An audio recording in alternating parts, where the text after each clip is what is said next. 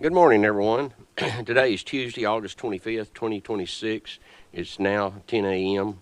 We're here for the regular session of the Hunt County Commissioners Court. At this time, I'll call the meeting to order and ask Commissioner Smith to lead us in prayer, followed by the Pledge of Allegiance to our flags. Please stand.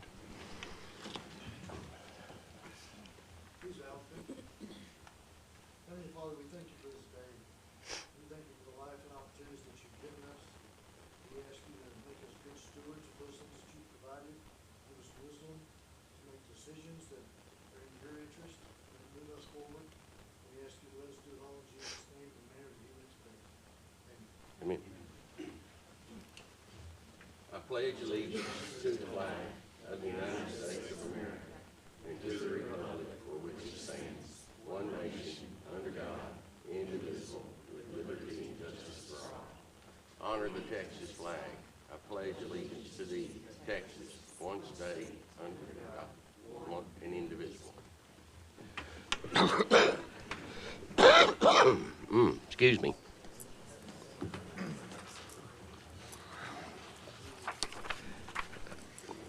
This morning we have Commissioner Money, Monroe, Harrison, and Smith present. I always get y'all that out of order. You're missing that one other M. You I always know, have three I know, M's. I know it. And I'm Judge Stovall presiding over the meeting today. Commissioners, we got minutes from the August 11th, 2026 regular session. Entertain a motion for approval. So moved. Second. Got a motion second. All in favor say aye. Aye. All opposed? Motion carries. At this time, we'll have public testimony. Speakers are limited to 3 minutes and should conduct themselves in a civil manner. The Commissioners Court cannot take action on items not listed on the agenda in accordance with the Texas Open Meetings Act. Concerns will be addressed by county staff. They may be placed on a future agenda or addressed by some other course of response.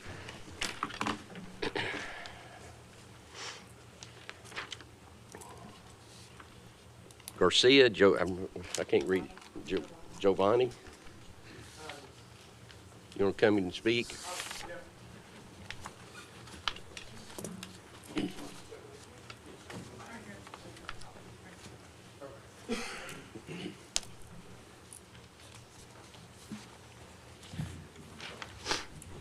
Go ahead. Okay, so I wanted to speak about the county road. I wanted to improve it. It's dirt, but to rock, but I was quoted a higher amount.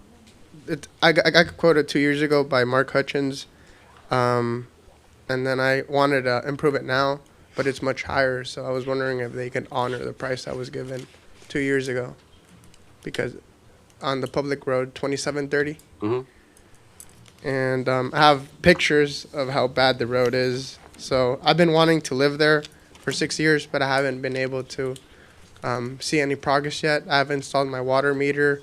I've done my road on my entrance. I've installed my culvert, but I just can't afford, pay the higher amount I was given now to. What's the difference?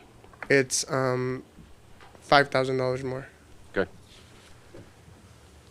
It's the cost I was given by Mark Hutchins was $6,865 to cover 1,300 feet, and the cost now is about like 12,000. Okay. Commissioner, you got any comments? It's on the agenda. Do we want to talk about it now? Oh, we can talk about it then. Okay. All All right. We'll discuss it when we get to it. Gotcha. Okay. Okay. Thank you. Anybody else wish to speak? Anybody online?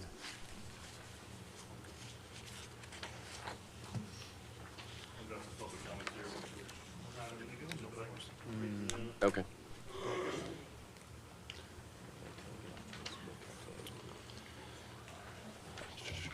This is from Kathy Mungwa. Good morning. I'm asking you to all vote against the rezoning of 527 acre property for the entertainment center. This park is double the size of Six Flags, which will bring in a tremendous amount of traffic. Our infrastructure and roads cannot handle this type of influx of people. Additionally, we need to maintain what agricultural land we have, preserve the small town feel, night skies, rural living that your constituents moved here for. We moved to this town 11 years ago away from the DFW Metroplex to be removed from the traffic, noise, crime, and expensive property taxes. Thank you for your time. Kathy Mungwa, 1532 County Road, 3523 Quinlan, Texas. Nikki Emerson, Hi, I'm asking everyone to vote against the rezoning of 527 property for the amusement park. That is an extremely big park. It would cause a tremendous amount of traffic. Nor do I think our roads could even handle that much traffic. Me and my husband moved out here to be more in the country with our children and building. This will make these farming areas just not feel the same anymore. There are plenty of areas that are already high traffic that could take an amusement park of this capacity. I don't feel the need to have a 527 acre amusement park out here by our farming land. This will affect a lot around us. Thank you, Nikki Stone, 2101 Quinlan, Texas. And Rebecca Daniel, Entertainment Center on County Road 2276 in Quinlan. My address is 6890 County Road 2276, Quinlan, Texas. Many people are not happy about this decision to have an entertainment center down our small county road. What can be done to try and prevent this? I'm going to check on this last one, see if it needs to be better or not. Okay. All right, anybody else? Come forward and state your name and address, please.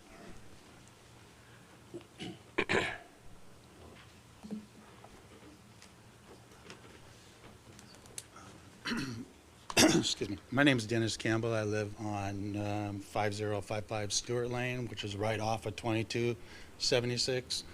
And from the proposal, I understand is that the main entrance would come down 2276 to 36, which is my county road that I access. I measured that road today. It's 20 feet wide. And I don't know how you're going to, they estimated that they're going to have 2,000 people a day. And there's no way that that road can handle 2,000 people a day from the previous meeting in Quinlan that we met at. I don't understand how a company this large is running out. Their address on their website is a P.O. box at a UPS store in Dallas. Their website is basically my 8-year-old grandson can make it. So the information about this company is very limited. And the investors on it are data people. So are they hiding it as a amusement park to build a data center? We moved out here, like the letter said, to get away from the city life. I have grandkids. We ride down that road on our horses. And if that much traffic goes through there, that takes away our fun, takes away my livelihood from the kids. We enjoy that. I really don't want to take them to an amusement park. Don't have the money to do it. If this plan goes through, I think they need to have an alternative route off of 34 directly into the property instead of all the traffic going in through Quinlan, which Quinlan can't handle it. And then my other concern would be the additional law enforcement for this and the other emergency services. Where's that going to come from? Right now, that little town stretched pretty thin. So these are just some concerns. I know my neighbors and other community members feel this kind of the same way, that this is probably not a great place for an amusement park with the traffic, the lighting pollution, and the noise pollution that it's going to create for that area. So that's all I have All right. to say about it. Thank you, sir. Thank you. Anybody else? Now, if y'all are going to be speaking about this when we get to it, you can speak there or you can speak now. It doesn't matter to me. If you're speaking about the amusement park, when it comes up on the agenda, you will be allowed to speak then. Anybody else? If not, I'll close public testimony. Aaron, am I supposed to read this impact statement, or is it just on the agenda? Yeah, okay. Under old business, there's none. New business, A, consent calendar. Entertain a motion to approve the consent calendar. Motion to approve consent calendar. Second. Got a motion second. All in favor say aye. Aye. All opposed? Motion carries. Action items under B, approval of accounts payable. Motion to approve payables. Second. Got a motion second. All in favor say aye. Aye. All opposed? Motion carries. Approval of line item transfers. Motion to approve line item transfers. Second. Got a motion second. All in favor say aye. Aye. All opposed? Motion carries. Approval of budget amendments. Motion to approve budget amendment. Second. Got a motion second. All in favor say aye. Aye. All opposed? Motion carries. Approval of payroll and personnel. Approve payroll and personnel. Second. Got a motion second. All in favor say aye. All opposed? Motion carries. Action item number 1, the quarterly report for the Northeast Texas Children's Museum. Rachel. Good morning. Morning. If you don't know me, I'm the executive director of the Children's Museum of Commerce, and I'm just coming to give you our quarterly report, and it's all good things, because what wouldn't be great at the Children's Museum? So far this year, through August 11th, so from January to then, we have had 33,339 visitors. Wow. And on our roll, we have some people who are members. They pay an annual membership fee, which is totally worth your money if you're not a member, because it pays for itself within 3 visits. And we have 354 families on our membership roll. And out of those families, 760 are children. Then when we collect data as people check in, it's optional, but of the people who have given us their data, we are 240 communities are represented. So we're a big draw for this area. Most of the people are coming from Greenville, then Sulphur Springs, Commerce, Parrish, then there's Royce City, Caddo Mills, and Rockwall. Those are our top ones. But I will tell you, we even had some check-ins, one from Chicago, Denver, Birmingham, London, and South Africa. I'm not sure that they came especially for us, but they did come, so we'll count that. This summer, we had some amazing events. We had the Southwest Dairy Farmers bring their mobile classroom, and that was the museum experience. Then we have a live raptor program hosted by the Blackland Prairie Raptor Center. We had a petting zoo, bounce house, Princess Spa Day, which was a huge hit. STEM and Robotics Day, where ETAMU, their championship team, came out and hosted something. And something new we've added, we're normally closed on Mondays. That's kind of our day off because we're open Tuesday through Saturday, and then occasionally on Sundays for parties. And so on Mondays, what we decided to do to reach even more children is we open it just especially for children with sensory issues. Kids who need a calmer experience, less lighting, no music playing. We even take the fire bell out of the fire truck, and we put some extra things on the floor that will appeal to them. So we're trying that once a month. We've done it 2 months now, and we've had a really big response. And we even have a therapy dog coming every time. So if you know somebody who has children who like it loud, less loud, more calm, please invite them to come to one of our sensory days. We also got designated this summer as a Blue Star Museum, which gives free admission to military families all through the summer. And I went to some back-to-school fairs in Quinlan, Commerce, and Greenville and gave out hundreds, maybe 1,000 tickets. And so we're seeing some return on that. Families who've never been to us before because they couldn't afford admission. So we're excited about that. And we're also giving free tickets this summer. We gave some to the Greenville Public Library and Commerce Public Library for their reading programs. So kids are starting to come because they've met those reading goals. I will say that our next 2 big events, one is at the Boat Ark Bash, September 26th. The Chamber of Commerce and Commerce is trying to revive the Boat Ark Bash. And so our event that we're hosting from the Children's Museum is the Kidpreneur, where any kid ages 6 through 18 can have a booth as a vendor for free. We'll provide the tables, the cover.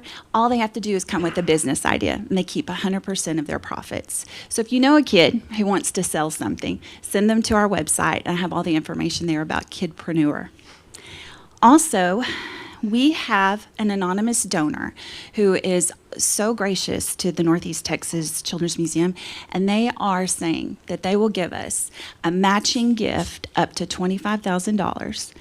So we are going to push a giving event alongside the North Texas Giving Day, which opens this week, and the big giving day is September 18th.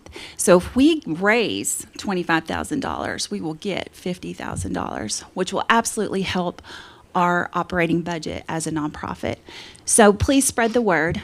again, that's on our website. Everything is on our website because we want to make it easy for people to know what we're doing and how we're doing it.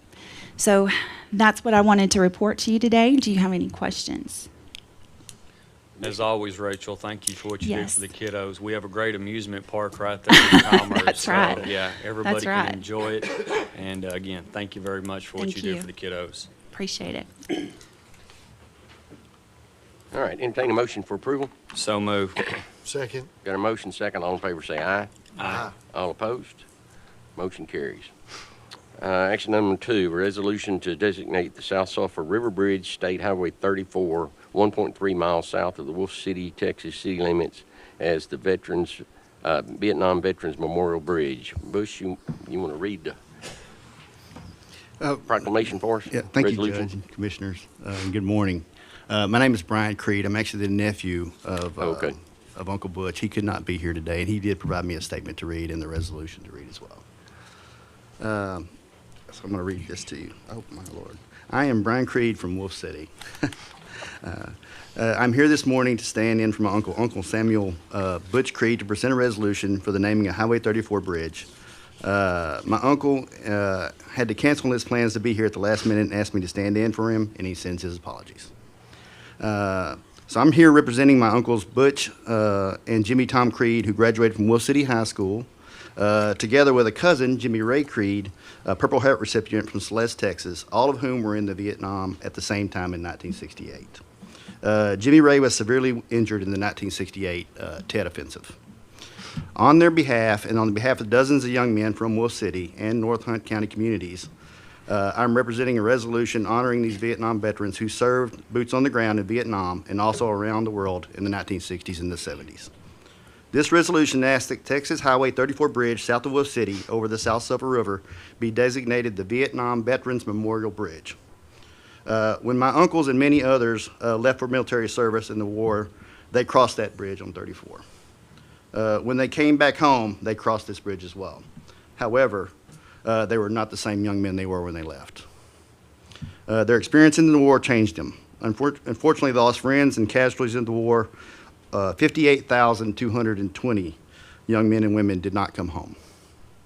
They also returned with deep emotional scars and PTSD and physical issues because of Agent Orange. 9 men from Hunt County were killed in Vietnam. The bodies of 2 were never recovered. Thank you for the opportunity, and I'll now read the resolution. This is a resolution presented to the Hunt County, Texas Commissioner Court, Greenville, Texas, 25th of August, 2026. Whereas many young men from Wolf City, Texas, and Greater Hunt County, Texas, proudly served in or during the Vietnam War, and these veterans deserve full recognition for their courageous efforts in behalf of their fellow citizens and during one of the longest and most divisive conflicts in our nation's history. And whereas more than 2 million members of the U.S. Armed Forces were deployed to Southeast Asia between the time of the Gulf of Tonkin Resolution in 1964 and the final withdrawal of the American combat forces in Vietnam in 1975, and whereas whether they enlisted or were drafted, members of Wolf City, Texas, and the Greater Hunt County, Texas community were among those who bravely served as boots on the ground in Vietnam, and their contribution played an invaluable role in their war effort. And whereas the citizens of Hunt County, Texas, owe a profound debt of gratitude to all those who fulfilled the highest ideals of the U.S. military forces during the Vietnam War, and it is appropriate to honor the immeasurable fortitude and valor they demonstrated while answering their nation's call of duty.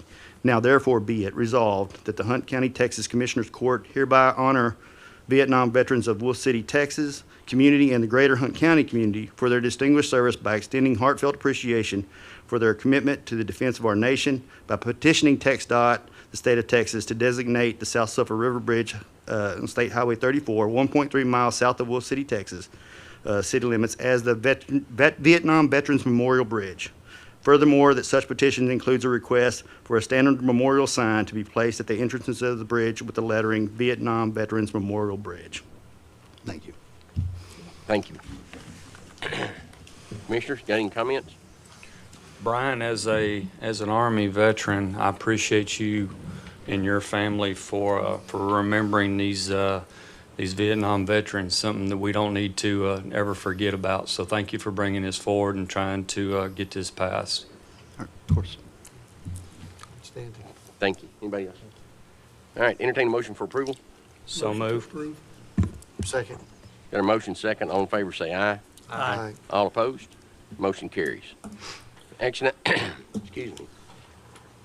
Action, sorry, I've been sick the whole last week. Allergies and sinuses are terrible. Action number 3, the appointment of the Hunt County Elections Administration, Sherry Nairn. Commissioners, Election Commission made up of myself and the county clerk and the tax collector and the 2 chairs of the Republican Party chair and the Democratic Party chair voted to hire her. I thought we had put this on the agenda and already approved it, but apparently we didn't, so I'm gonna need to have a motion to approve the appointment of her by the committee. So entertain a motion for approval of that. Motion to approve. Second. Got a motion second. All in favor say aye. Aye. All opposed? Motion carries. Action number 4, resolution of the Commissioners Court to contract with Hunt County Health Department pharmacist Shelley Dawson. I think we don't have that ready yet, do we, on the pharmacy? Okay.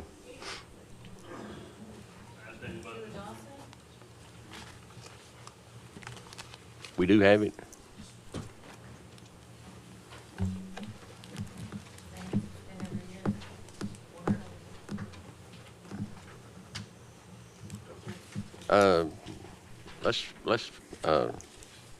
Yeah, but we're changing, the pharmacist is.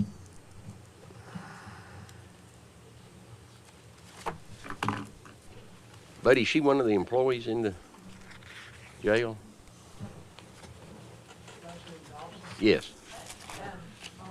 Aubrey, can you, because one reason I'm hesitating, the hospital had been furnishing us pharmacy and medicines, and that is in the way of stopping. They lost the pharmacy at the hospital, and they're working on getting another connection, so we don't have an agreement on the pharmacy as I know it right now, so I don't know, trying to understand the pharmacist, I don't remember.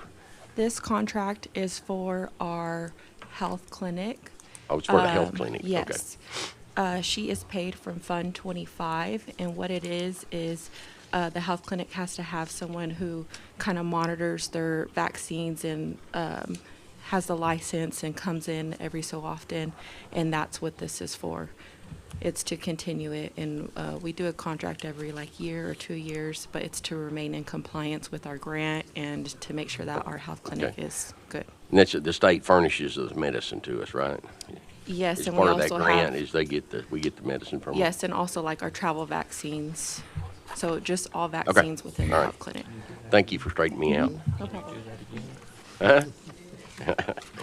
Yeah, after looking at the resolution, just reading through it here, there shouldn't be any problem with the court approving this. I asked Daniel about it this morning. He hadn't seen anything on it, didn't come through our office, but I don't have any objection, no problems with approving this. Okay, all right. Entertain a motion for approval. Motion to approve.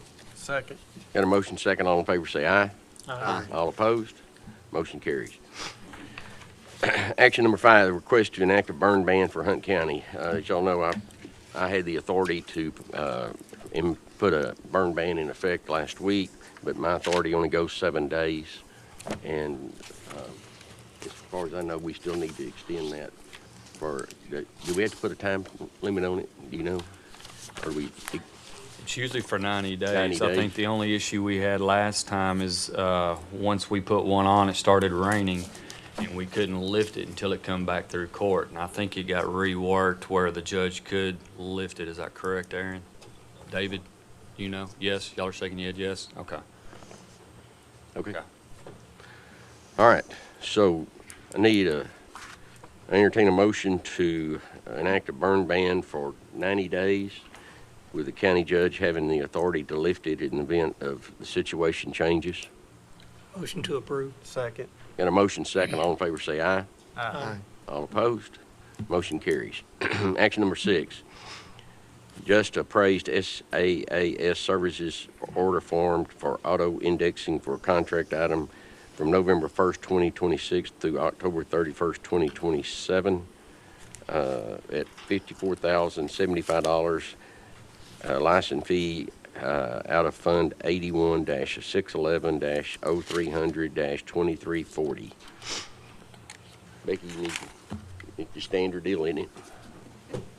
Yes, this is just a standard deal that we have done since 2023, and it is just a renewal for a year. Entertain a motion for approval. Motion to approve. Second. Got a motion second. All in favor say aye. Aye. All opposed? Motion carries. Action number 7, discuss and take action on an order calling the general election on November 3rd, 2026. Sherry? Now that you're hired. I know, right? Good morning. As you know, my office has gone through a huge transition, and the deadline to order the November 3rd election was missed. However, I wanted to inform you and the public that the Texas Election Code, Section 3.007, states that a failure to order a general election does not affect the validity of the election, and that is the reason it is before the court today and for your approval. Any questions? Entertain a motion for approval. So move. Second. Got a motion second. All in favor say aye. Aye. All opposed? Motion carries. Action number 8, discuss and take action on early voting and election day locations for the 2026 general election. Sherry? To keep the schedules and polling places as similar as possible for the voters of Hunt County, I used the previous elections administrator's schedules and locations to plan for this November's election. However, there are 2 changes. I'm asking for approval to change the early voting hours on Sunday, October 25th, from 10 a.m. to 4 p.m. It was previously 9 to 3, just an hour, just moving an hour down. And then we've also had 2 changes on polling locations because we lost those 2 sites. So Lone Oak Civic Center had a flooding issue, and then we lost a church in Quinlan. So the best option in Quinlan was to consolidate 2 precincts into one shared location. Okay. What about the other one? The Lone Oak, The- I think we found a church to Yep. replace the Civic Center. Okay. All right. Entertain a motion for approval. So moved. Got a motion second. All in favor say aye. Aye. All opposed? Motion carries. Action number 9, discuss and take action on appointment of election day judges for the 2026 general election. Jerry? All right, Election Day judges are appointed by the court via list procedure. I have provided you with the combined list submitted by, to my office by both party chairs, and I'm asking for your approval of the list. Any questions? Entertain a motion for approval. So move. Second. Got a motion second. All in favor say aye. Aye. Aye. All opposed? Motion carries. Thank you. Thank you, Sherry. Action number 10, discuss and possibly take action on proposed amendments to the City of Caddo Mills TERS Number 1 Participation Agreement, TERS Number 2 Participation Agreement, TERS Number 1 Amended and Reinstated Final Project and Finance Plan, and TERS Number 2 Final Project and Finance Plan and all related issues. Morning, Judge, Commissioners. I'm Mary Petty with P3 Works. We are the City of Caddo Mills TERS Administrator. You get the back screen look here. Just a couple of items. You've got TERS number 1 and you've got TERS number 2. So a couple of different things are happening. So I have the slides to help just orient us on where we are. As you all know, Texas is growing super fast. And so when Caddo Mills came forward with their TERS agreements to you previously, they thought they had captured the scope of what was coming down the pipeline. These are just some information that we've been provided from TML and other research around the state. Go ahead, Harrison. Just for your purposes, Texas is growing. Can you hit it? Oh, there you go. And you see that all of the growth is headed out to the suburbs. And so what we are seeing is exponential growth outside the metropolitan areas. And some of what Caddo Mills is experiencing is pressure from landowners who are selling to developers. And as you know, when we were here previously, the whole focus is the unincorporated county does not have the enforcement ability of a city. And so you have multiple districts that are showing up like MUDs and municipal utility districts where they do not have to adhere to any standards from building standards, road width standards for public safety vehicles, or even density components. And so Caddo Mills came to you before previously, created the two TERSs with the intent of, I think we're having technical difficulties, so I'll keep going. With the intent of the city can enforce density standards, building materials. They can require wider roads to address public safety issues even when there's parked cars. So Caddo Mills has been very proactive in seeking those higher home values to ensure that they can deliver services to the residents. When the state legislature changed and did not allow cities to involuntarily annex anymore, cities had to find new tools. A tax increment reinvestment zone allows the city to incentivize annexation to occur. When that happens, those property owners are forced to pay the city's property taxes. And this is just another component relative to the home values going up, but median housing incomes are staying more static. But these changes are very, very specific to each TERS, so I wanted to walk you through both of them. So in TERS number 1, the city went through a 5,000 population charter amendment, and the ETJ changed. And there was a piece of property that was captured inside TERS number 1 boundary that by law could not be included. So that's a cleanup change on this action item we're asking you to take. We've also had in that particular TERS number 1, developers have stepped forward that are seeking to develop residential homes. They are restricting their density, and they're looking at lot sizes that are between 50 and 100 feet, with home values ranging from $380,000 up to close to $500,000. In the vacuum of them annexing, that would be a residential subdivision that would come along, most likely have much higher density, and those home values would be between what we're seeing in other MUDs in the unincorporated county, around $260,000. And so Caddo Mills is very desirous of having them annex. They will enter into an agreement in which they will contractually be required to meet those building standards, those density restrictions. They have those required lot sizes and lot mixes, and therefore they're able to deliver those higher values. In return, they're asking for reimbursement for off-site infrastructure components related to regional water and sewer, as well as expanded roadways. If the slideshow was going to work, I would show you that several roads have been added, and you have the city manager, interim city manager, and the city engineer here, and they can address the specific farm-to-market numbers. But there's a major north-south farm-to-market. There's 2 others that are being added to the project plan, so that those roads would be eligible to be improved and maintained using dollars that would be contributed to the TERS fund. So it had the city's contribution, it would have the county's contribution, and currently it also has the hospital district's contribution. We're just expanding those projects to include those. So that's TERS number 1. TERS number 2, and Judge, I don't know if you read about TERS number 2. Can I go ahead and present on TERS number 2 also? Yes. Okay. TERS number 2 had project costs in it that included what we now anticipate the state to fund. So we're actually lowering TERS number 2's project costs. The net between the 2 TERSs is an increase in about $16 million in overall projects. We'll check me at the end of the slideshow, make sure my numbers are right, but about $16 million net. Also in TERS number 2, you've had, when we came to you, we knew there was a boundary agreement between Caddo Mills and the city of Greenville that was in the works. We disclosed that approximately 1,000 acres would be added at the time of the final plan. This is the final plan time, and so we recognize that we are adding more land that we disclosed to you earlier. It's not a total of 1,000 acres, that section of land. It's less than that. So the city identified another piece of property that has come to the city's attention that's south of 30, that's located at the southern tip of that TERS. And can we pull up at least that map? Since that, really? Okay. That's okay. That's okay. I thought it wasn't scrolling, but okay. Oh.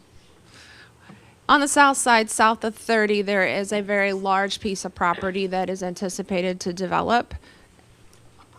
Oh, look at the engineer come through with handouts. All right. Are you handing out 2 or 1 first, Eddie? Which one do you want? 2, sir, please. Here, I'll help. I came prepared just in case. Good Boy Scout. Always prepared. Good, Eddie. Good to see you. Those are, hold on to those.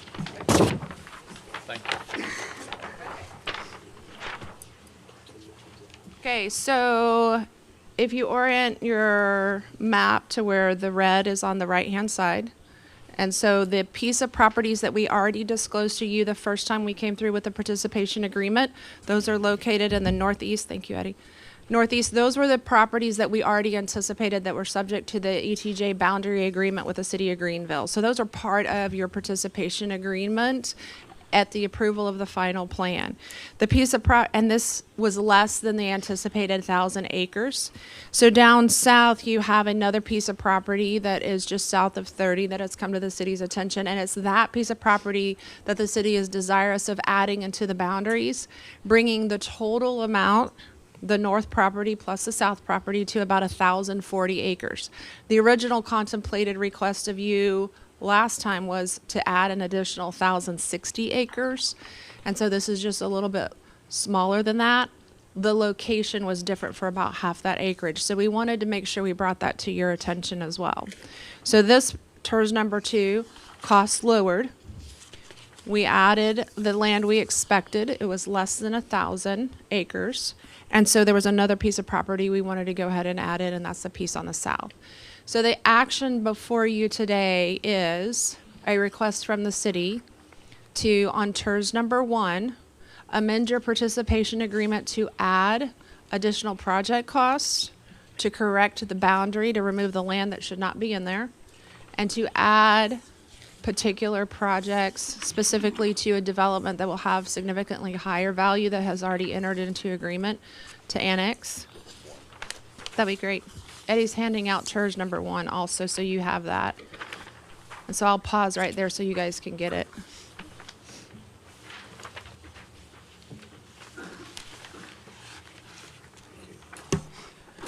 So the orange acreage at the south, that's the piece that's outside of the city's ETJ that cannot be included by statute.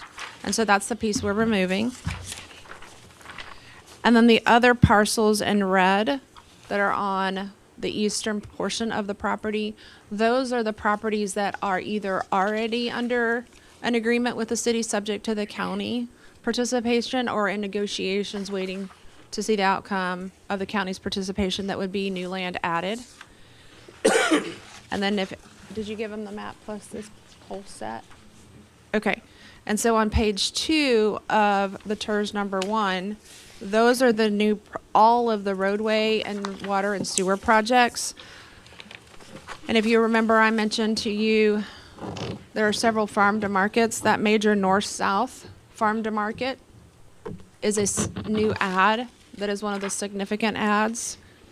And then you have a east-west connector on the north side of that project, as well as several in the southeastern quadrant of the TERS that are new projects that are being added to the total project costs. So again, in summary, that request for TERS number 1 is to correct the boundaries, add the new projects that are in negotiations with the city now for those higher value dollars and those annexation, and to increase the project costs. So that's TERS number 1. TERS number 2 is to affirm the acreage that was already contemplated. That's less than 1,000, but to also add the land in the south to increase it to that 1,000 that was originally contemplated.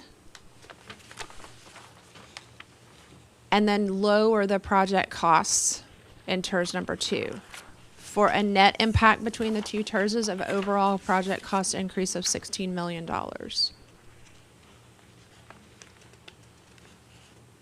I was $300,000 off. It's 15.7 net. So happy to answer questions. No, I covered a lot without the visuals until a little bit later. That's fine. So just a question, refresh my memory. Yes, sir. So the ones that are, all the land being put into the TERS will all be within the city limits? Yes, sir. So if you remember, the policy objectives here for these two TERSs with the city of Caddo Mills is that the city does not utilize the county or the hospital district's dollars for anything except zone improvements that benefit the entire zone, and only for properties that annex into the city limits. So as a requirement, if they don't annex, they are not allowed to seek any reimbursement from the TERS dollars. Okay. So for the public, would you explain what a TERS is? Yes, sir. So they'll understand, everybody understands it? Yes, sir. So TERS is a boundary that the statute allows, it's a tax code, allows a city to create, in which the city contributes a portion of only new development. So whatever's hitting the city or the county or the hospital district's budget today as it relates to values continues to flow into their general funds. It is whatever is newly anticipated. And so if the county didn't do anything, you would have development occur, but it would be what I spoke of earlier, where it has no requirements to be built to any standards and it has no obligation to reduce density. Cities are able to require landowners to adhere to certain limitations inside those boundaries because there's monetary consideration given according to statute.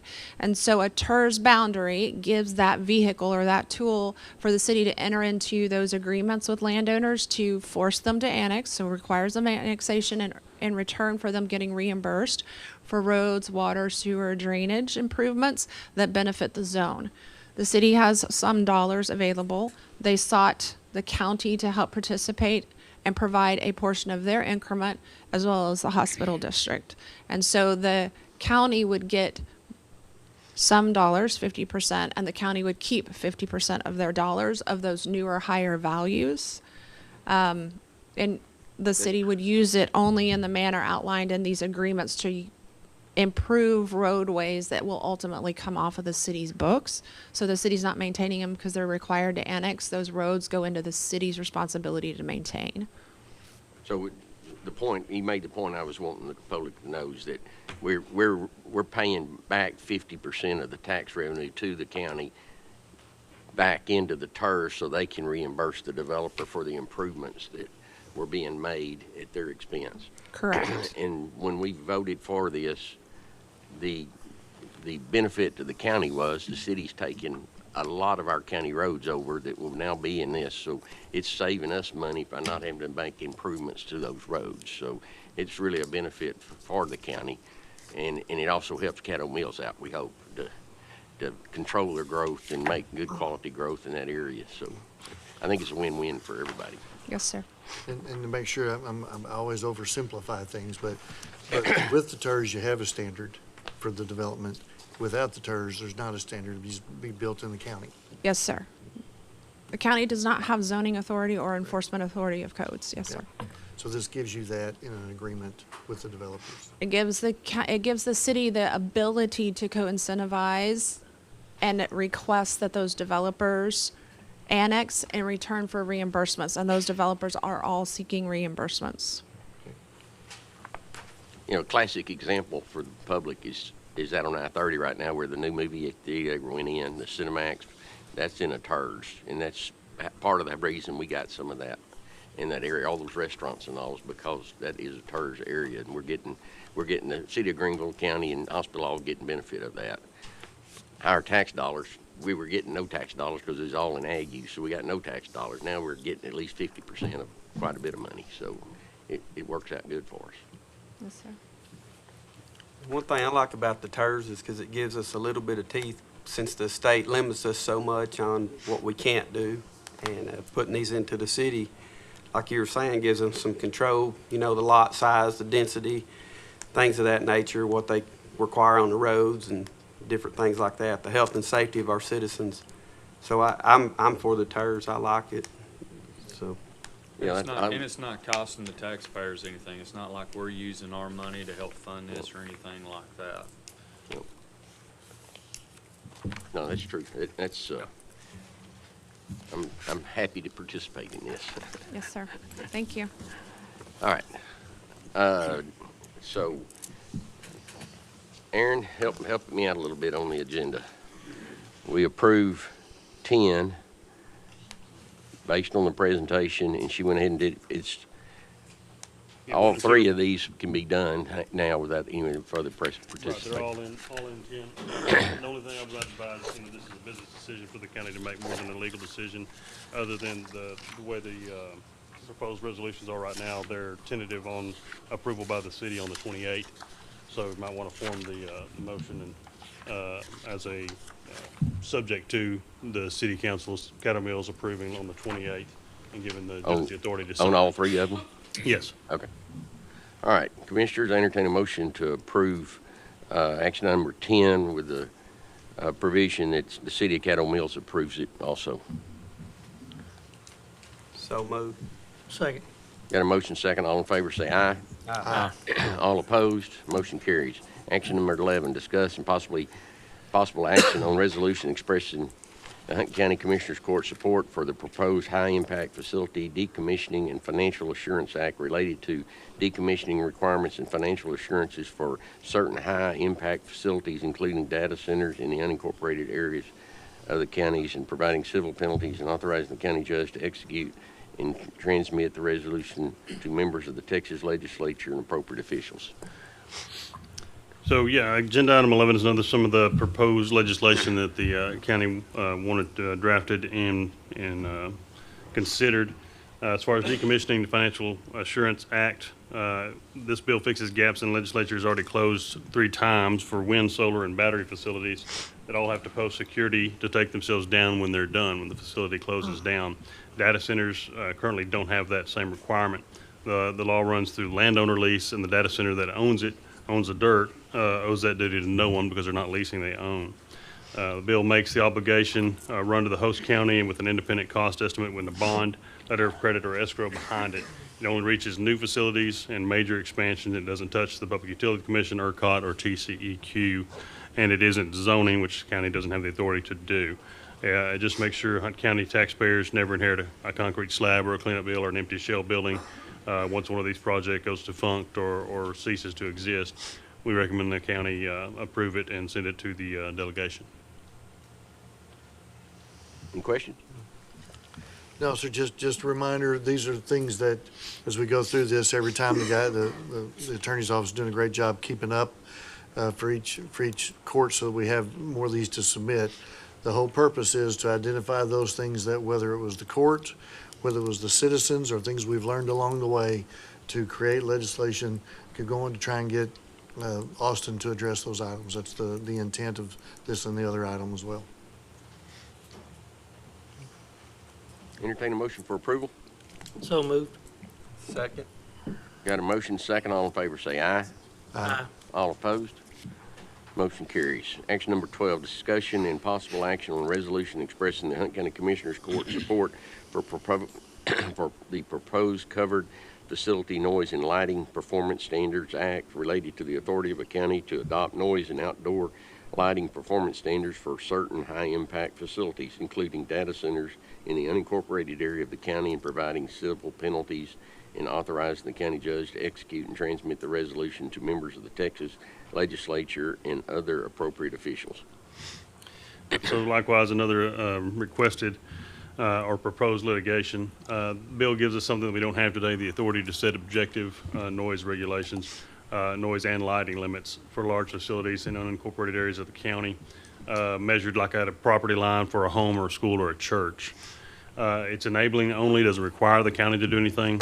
Nothing changes here unless the court holds a public hearing and adopts a specific order for that area. Even then, the boundary would be bound by statutory floors, mandatory exemptions for grid emergencies and safety lighting, and a professional measurements standard, a 45-day cure period before any penalty, et cetera, et cetera. It doesn't let the county prohibit a facility, doesn't regulate land use, preserves vested rights under Chapter 345. It's just another tool, again, not mandated for the county. We would recommend approval and recommendation for the delegation to take this to Austin as well. Any questions? Entertain a motion for approval.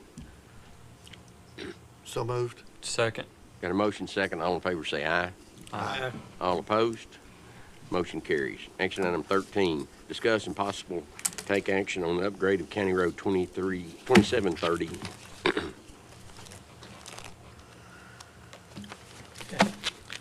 I think I gave everybody a copy of all the emails exchanged between me and Giovanni. Is that right?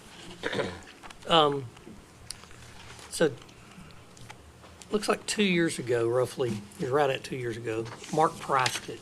Mark Hutchins priced the road. We remeasured it. The measurement's real close to the same, but the price is almost doubled. I offered to split the difference with Mr. Giovanni, and he wanted to come here and plead it out to see if the county will honor the original quote. Rock prices doubled? I don't have any idea. I don't know. He didn't have a worksheet, and I can't find a worksheet. All I can find is a footage and a price.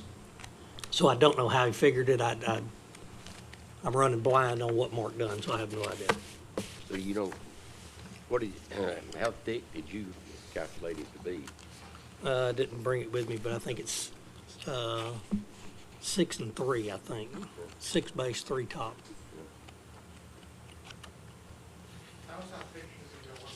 We've got them. I printed it all out.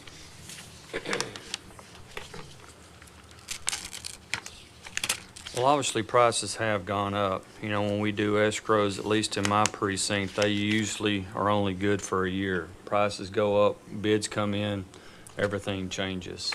So does the FEMA rates from time to time on the equipment use and stuff like that. So for it to come back 2 years and still want it at the same price, I don't know too many things that you're guaranteed in 2 years the price is going to be the same. Excuse me, I think it's very fair for Commissioner Money to try to split it and try to make up the difference that way if that's something he's willing to do. But again, And I'm still willing to do it. yeah, I think that's a pretty fair offer.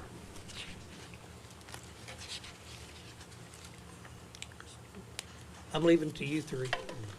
But was there a reason that the road didn't get upgraded, or just wasn't at the time where you could fund it?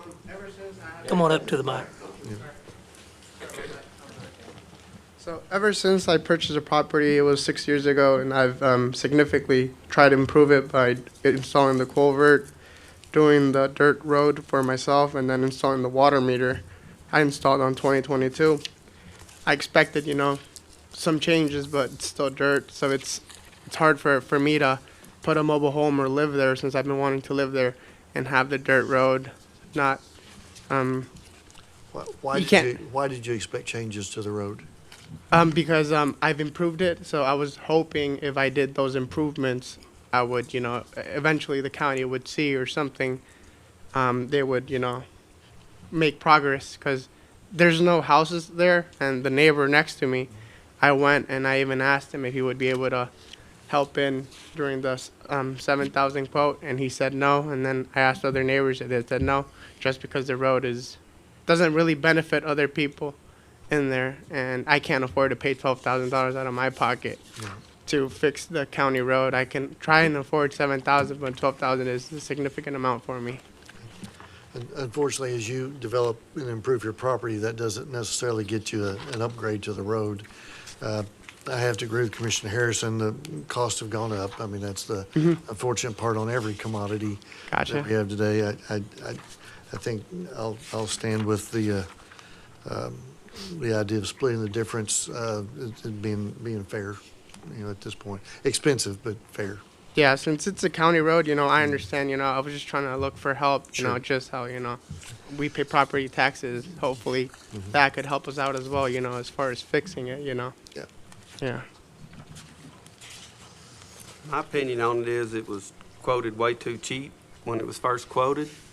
And I don't think, and you just said that it doesn't benefit anybody except you. And so I have a hard time okaying it, using my taxpayers or Hunt County taxpayer dollars to benefit one person. I have a problem with that. Gotcha. I'm not trying to be a jerk, but I'm responsible for taxpayer dollars. Gotcha. And, My you know, opinion on it is I understand Commissioner Money's position of splitting the difference with you, but I think you need to be charged $11,681.75. Gotcha. That's what everybody else, I've got people upgrading roads, developers and stuff in my precinct. They get charged full price because it benefits them. It doesn't benefit anybody else. Gotcha. So, Okay. I mean, like I said, I'm not trying to be a jerk, but yeah, I'm responsible for taxpayer dollars. So my well, question. and also, you know, when you bought the property, obviously it was on a dirt road. You got it at a good price, I'm assuming. And so if the road was rocked or if it was paved, then you would pay a lot more for that piece of property versus off of a dirt road. The thing is, there is people that cross by, but it benefits them when it's dry. But that road has been awful for years, and it's always, you know, a pain, you know, to go through there even when it's dry because it's very bumpy and stuff. But Understand, I've got over 100 miles of dirt road in my precinct as well. I get it. Yeah. But, you know, when you bought it, it was dirt, and, you know, to expect the county to come in here and just, you know, upgrade it just because you moved in there, you know, that's false hope there. My Gotcha. standing is the same. If Commissioner Money wants to split it in half with you, I'm good with that. I understand where Commissioner Monroe's coming from on wanting to charge the whole thing, because that's what we typically do. But since you were quoted one price earlier, and now, you know, coming back 2 years later and you're wanting it upgraded, that's where I sit. Gotcha. Yeah, I just wanted to see if y'all could honor the price, just Sure. because, you know, It's I'm worth asking. in a tight budget because, Yes, you know, sir. mobile home and then everything is, I can't afford, Sure. you know, doing all Sure. that at once. Yeah.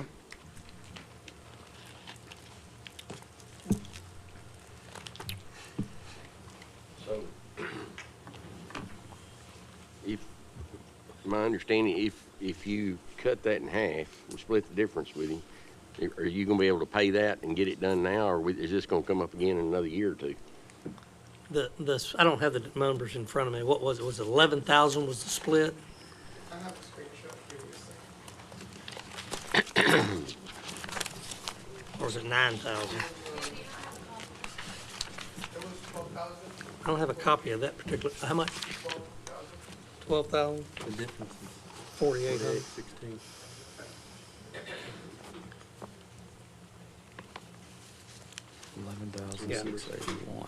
Yeah. The difference was $9,632, and you said you'd split it with him, which made it $4,816. So if he pays $4,816, you agree to pay $4,816.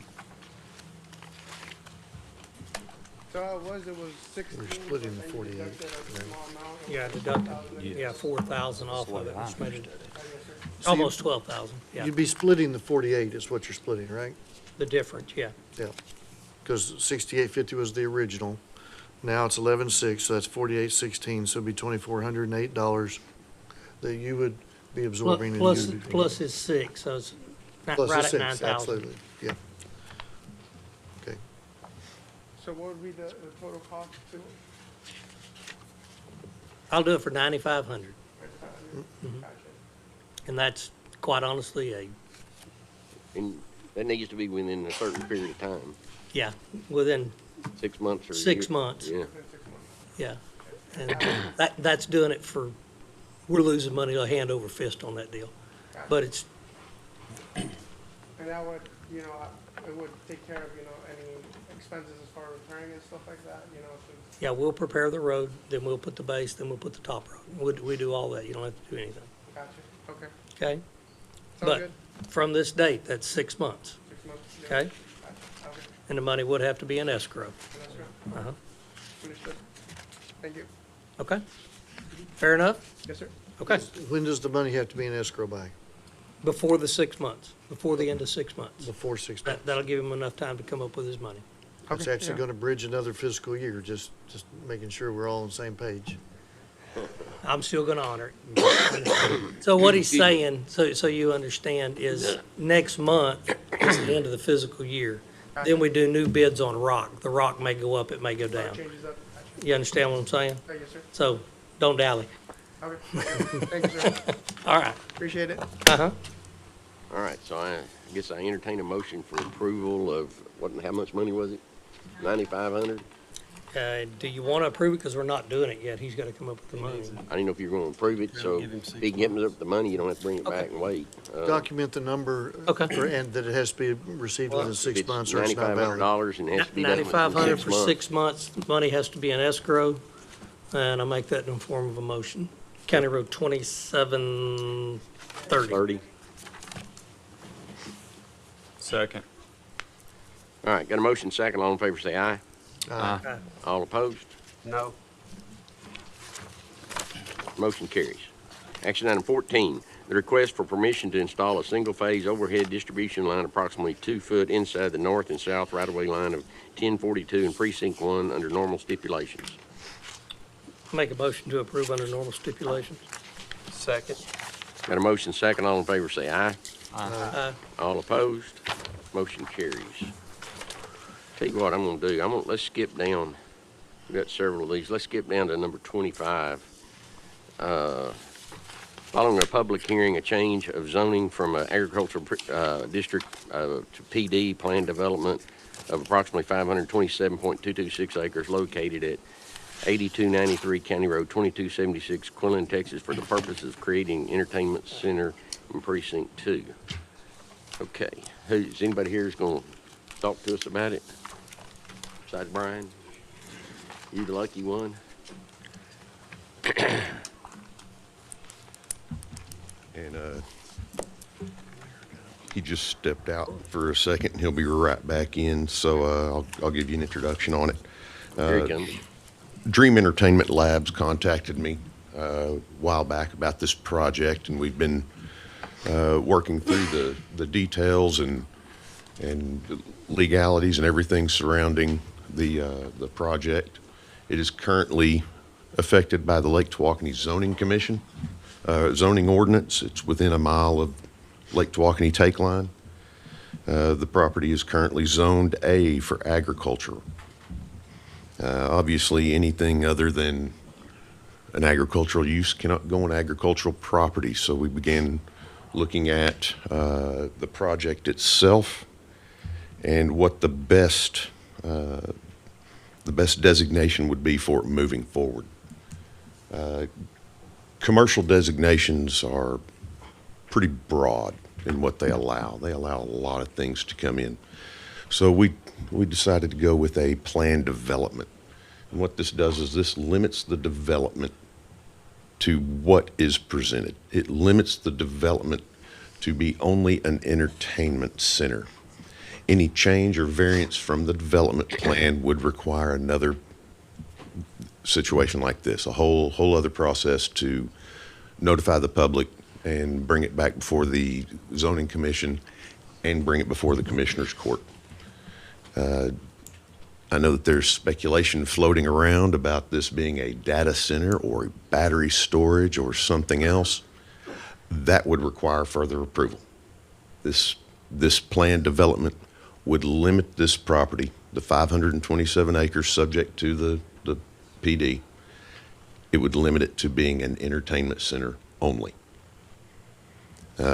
He has a presentation. He's getting it set up here so that he can give you his sales pitch and show you about the project and tell you all the details about the project. What did Brian? P&Z do? Yeah. So it went before the P&Z Commission last Thursday, and there were several people who came out and spoke against it. There were a couple who came out and spoke about it, not really for or against, just kind of indifferent to it. The Zoning Commission, we had 4 members of the commission there at the time, and all 4 voted to recommend approval to the Commissioner's Court. Okay. Interesting. The PD would affect the entire 527 acres. What they're proposing right now is not 527 acres. It is a small section in the middle of it that they are developing in their first phase. So we're not looking at an entire 527 acre amusement park coming right now. We're looking at about a 10 to 20 acre first phase of the development coming in. So that's all we'll be approving today, or not approving today, is 10 acres of it, or are we doing the whole site? This will be changing the designation on the whole 527 acres to a PD. Okay.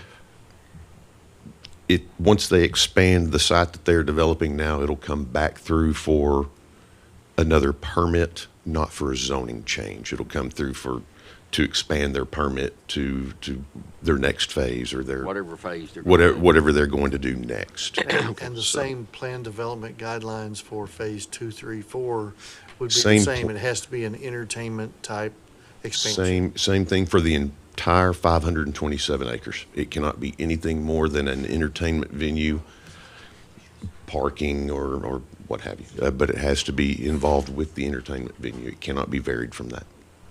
So But the entire planning and zoning passed it unanimously, is what you're saying?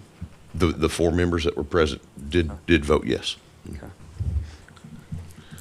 So And so anything that's outside, say they develop this 10, 20 acres or whatever, everything outside that, when they decide to do something else, they're gonna have to go back through, do they have to go back through planning and zoning and then through the commissioner's court, or how does that work? it'll be like a building permit at that point. So it doesn't require public approval. It doesn't require public notice. Or a public hearing. It requires a typical building permit to expand their site, and it would go back through the P&Z, and then it would come to y'all. And we have that permit capability because it's in the zoning area for Tualatin. Building permits don't require public notice. Zoning changes do. Yeah, but I'm saying, but we have that authority because of where it's located Correct. for the permit. This is Correct. a The block. entire 527 acres is located within the zoning area. So building permits have to be approved. Anything on the site has to be approved. So, Aaron, to try and address some of the concerns, and I appreciate, Brian, you've answered a lot of them. And guys, no offense to your business, but there's lots of concerns about data centers these days, right? That's the thing that concerns everybody. And there are examples around the country where there have been shell companies set up that look like one thing and do another. So the people's questions are at least fair. So since this is a zoning conversation, and it's a specific use for a planned, with a planned development, 6 months, 9 months down the road, if it looks like or comes back that it's something different, right? I've got buildings that have been built, I've got infrastructure that's been built. What are the recourses that we would have as a county if, in the event that was what happened? Ask Brian.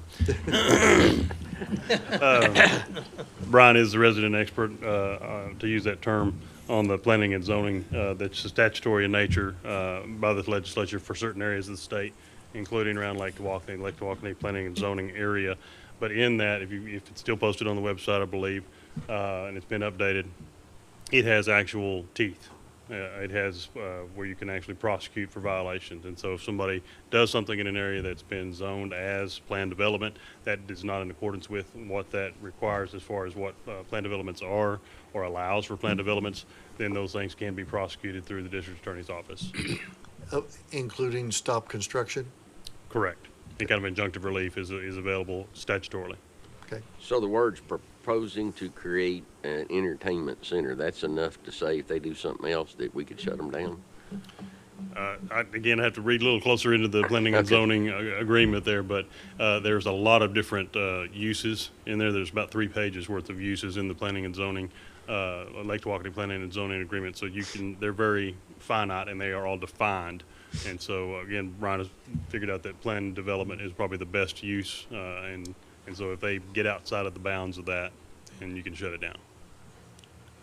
And the approval can be defined another detailer if level if we needed it to be, just to clarify. I would say so, yes. Okay. Also, as the building permits come through, as the specific permits for each phase come through, this is just designating the property as PD. We'll come through with a permit for the first phase, and they will have to adhere to that permit. They won't be able to vary from it. They'll have to adhere to it, and at that point in time, if they don't, then we can step in with legal. This is the same kind of zoning as what they have in cities. If you went down here on Wesley Street and decided you were going to put an RV park next to Brookshire's or something, that city's going to stop you pretty quick, and they have the authority to do it. So we have the same kind of authority around the lake as that. Thank you. Brian, what about the work that's already been done there and hadn't been planned? What So happens with that? if something were to change, if this wasn't to pass today, or if their building permit weren't to pass in the future, then they've got some pretty nice hay barns out there. That didn't really answer the question, though. So they've already started work out there, and yet this is coming today for our approval. So how are they able to start work out there if they're just now applying for this? They That's where can, I'm they can lost. build on private property. What they're doing is they have got metal buildings out there. There's nothing more, just metal buildings. They're not doing business. They have not started any kind of open to the public or anything such as that. If someone has 527 acres and they're within the Lake Tawakoni zoning area and they want to build barns on their property, they can build barns on their property. So let me ask you a little differently. The work that they've done so far, should this not be approved, is work that they've done at risk? It's certainly work that they've done at their own risk. Okay. They have no approval to operate. They have no approval to do anything more than agricultural use on their property right now. Okay. Okay? Good. You ready for Your your presentation? Okay. Well, thank you for having me. My name is Gordon Leipzig, and I'm here today as a spokesperson for Dream Entertainment Labs, which is the company that's doing this project. I believe you've all been given a packet along the lines of what we're going to go through today, but from some of the feedback that we received from the Lake Tawakoni meeting, we've been kind of made a few adjustments and updates to try to address some of that. So my thoughts were I would walk through this presentation and field any questions that you have. Okay. I think to start, well, I guess before the first thing I wanted to say just here on the slide is to just give you a sense of where this is for those who might not be aware. The red rectangle is essentially the property. It's just a box. It's a little bit less than that, but the kind of where you're seeing a whole bunch of the pins, that's where the 10 acres is. That's where we're starting. So we picked kind of a rural property and we picked a rural area to start. Okay, you can go to the next slide. The next slide was really just to take a moment to say, you know, I'm here to really answer your questions as best as I can, to let you know what we're planning at this point. But obviously, I think there will be questions about what's going to happen, how are things going to perform, and we're going to give you what our thoughts are there. But they're forward-looking statements. They're not guarantees of future performance. Plans change, plans evolve. So, you know, want to, of course, just make that clear. Now, that said, I think there's all this chatter about a data center. That is not our intention. We are not building a data center. We are building, if you want to go to the next, maybe one more. Okay, so this is high-level depiction, really, of this first phase that we've talked about, that we're building. So on the property, we're starting with what is about a 10-acre space. And we are building an entertainment space. So you can call it a park. It's a small park. It has indoor and outdoor areas. There will be rides. Currently, most of those are indoors, but there will be outdoors as well. And the intention is it's really kind of a themed environment. So you kind of go in there and you're not in Kansas anymore, right? So there are things to see and interact with, games, food, you know, fun to be had. So that's what we're doing in a nutshell. And what you're seeing is really a depiction of what this first phase looks like. Okay? So we can. So just curious, Yeah. because I'm just trying to envision Sure. what your vision is. Yeah. So when you say what you walk in, what you see, you know, themed. Yeah. So when I walk into Disney World, if I go into the Magic Kingdom, I see a castle, I see princesses, things like that. I see the Avengers if I go into another area. Is that what the vision is, or is this a virtual kind of conversation? So to use the analogy, if you think of like a Universal, right, and you go into Harry Potter world, right, you're not you're not in the rest of the world. You're kind of in Hogwarts. You're on Diagon Alley. You're walking around, and that's what it feels like. So that's the notion. You kind of walk in and you're immersed in that setting, and that's what you're kind of seeing and feeling and engaging with. So, but also to point out, we're, nowhere near the size and scope. We say, theme park, and people go right away and they think you're Six Flags or your Disney. This is obviously starting on a much smaller scale. We really don't know how successful this will be, how many people we'll get. We can talk about that, and we talked about that at the last meeting. But Where are your other locations at? we don't have one. This is it. So this is the starting point.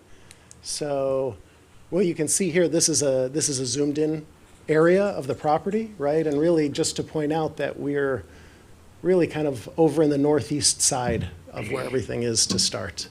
Kind of away from residents and that sort of thing. Okay, you can also see, we'll go into this in a few future slides, some of the infrastructure and what's around it. The parking lot will be, you can see kind of where we've designated that at the moment, off at 2276.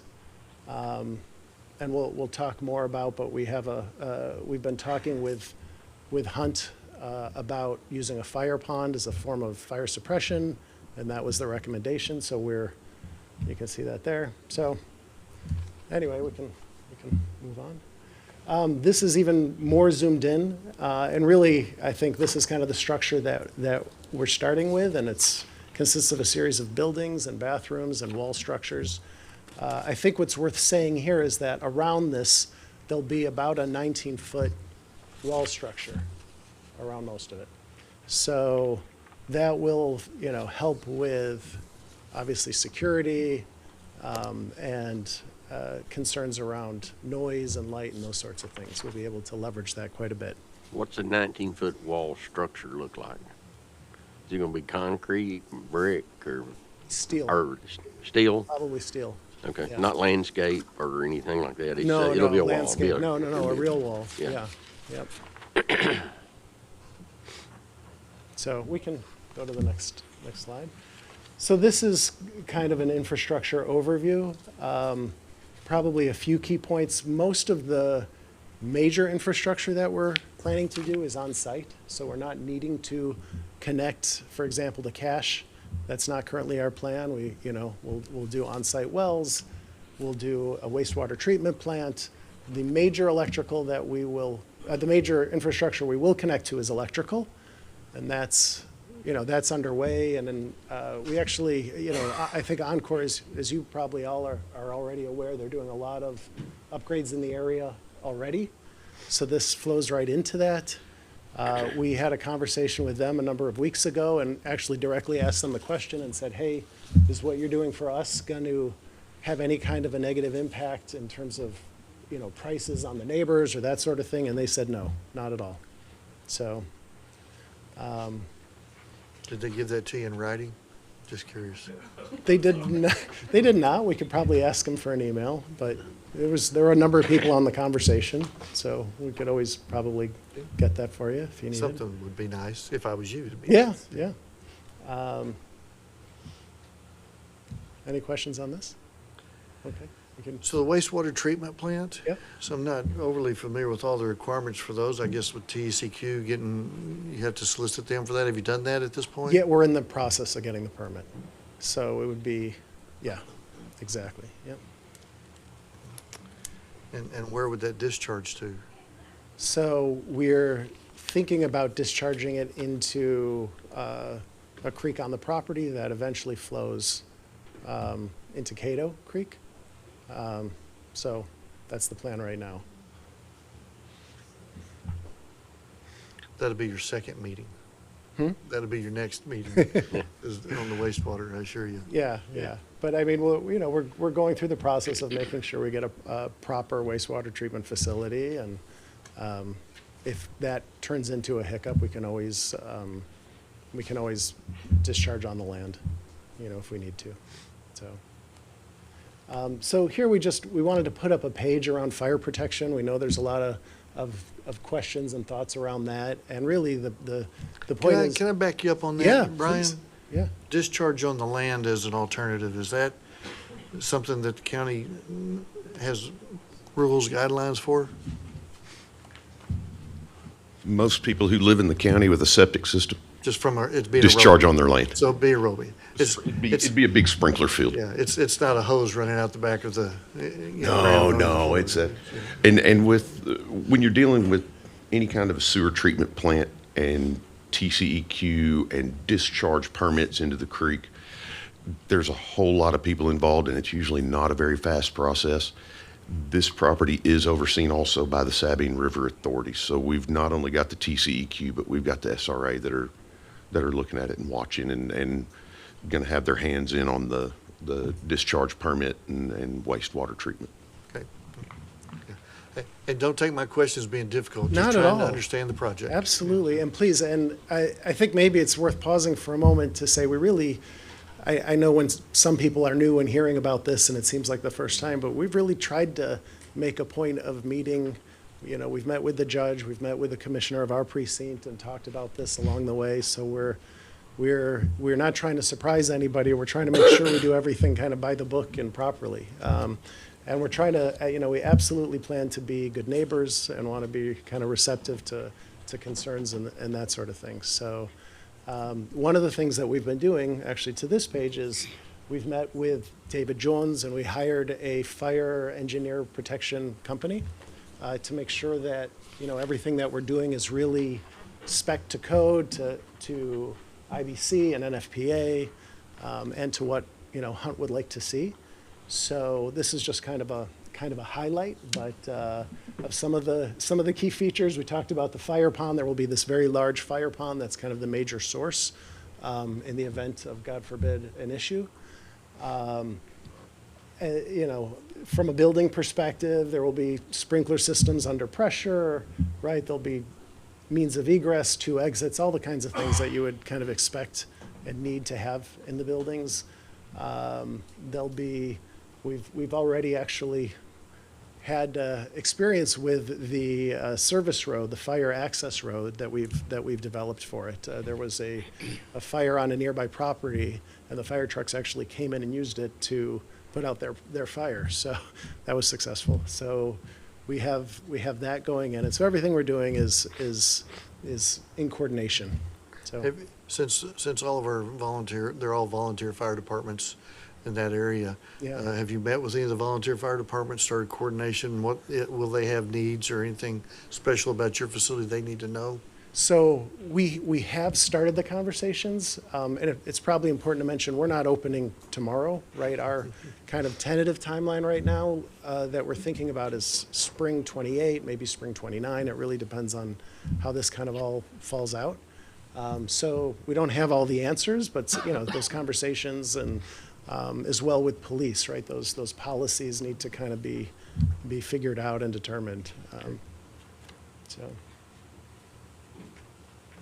But in the conversations that we have shared, this was, this is kind of what we've come up with so far. So we've met with, I saw David Jones earlier. Hey, David. So we've met with David several times and kind of talked through and walked through what we were thinking and got feedback and made adjustments and all of that. So, okay. We could go to the next. So just to keep going from a safety security perspective, the intention is to partner with Homeland Security, local police, and do all the things that you would expect to do in a park. So as I said, everything will be gated. There will be security. There'll be on-site security. There'll be at the entry and exits, those will be controlled with metal detection and all the good stuff. We'll have security cameras, and certainly, have emergency management and fire and crowd management and all of those kind of processes and precautions in place. So, any questions? Okay, we can. Traffic is, obviously a concern and something that we heard, a fair amount about in the last meeting. The primary access from our perspective is, coming in through 36 to County Road 2278 and then up 2276. We've had conversations about, participating and working on improving those. From our initial research, we believe they're large enough to handle kind of the anticipated congestion, at least to start. That doesn't mean that those certainly need improvement, those roads. They need some. What's your some research care. based on? Based on the potential number of people that might come through, right? So looking at that and what can a two-lane road or handle, that sort of So thing. two-lane roads or anything, can be a 12-foot road or can That's be a true. 28-foot road. That's true. So that's And they could definitely be improved, there's no question. I think an important thing with something like this is not to put the cart before the horse, meaning we're starting. We're trying to get this thing off the ground. So we don't know how many people are going to come, right? If there's going to be 500 people a day, 200 people a day, 1,000, 2,000, we don't know. I saw 20,000 this morning somewhere. Oh, well, Is that I think not- that's like a Disneyland kind of a level. So that would be something. But I think what makes sense is, there's a number of ways to currently access. And in the future, you certainly could build out other means of accessing. Those are a lot more involved. Those are much heavier infrastructure kinds of projects. So it's probably something that based on how this goes, you kind of react. And so Brian, I'm going to go off and I'm going to stretch probably, so correct me when I do something that's completely wrong here. Yeah. We have subdivision rules in the county.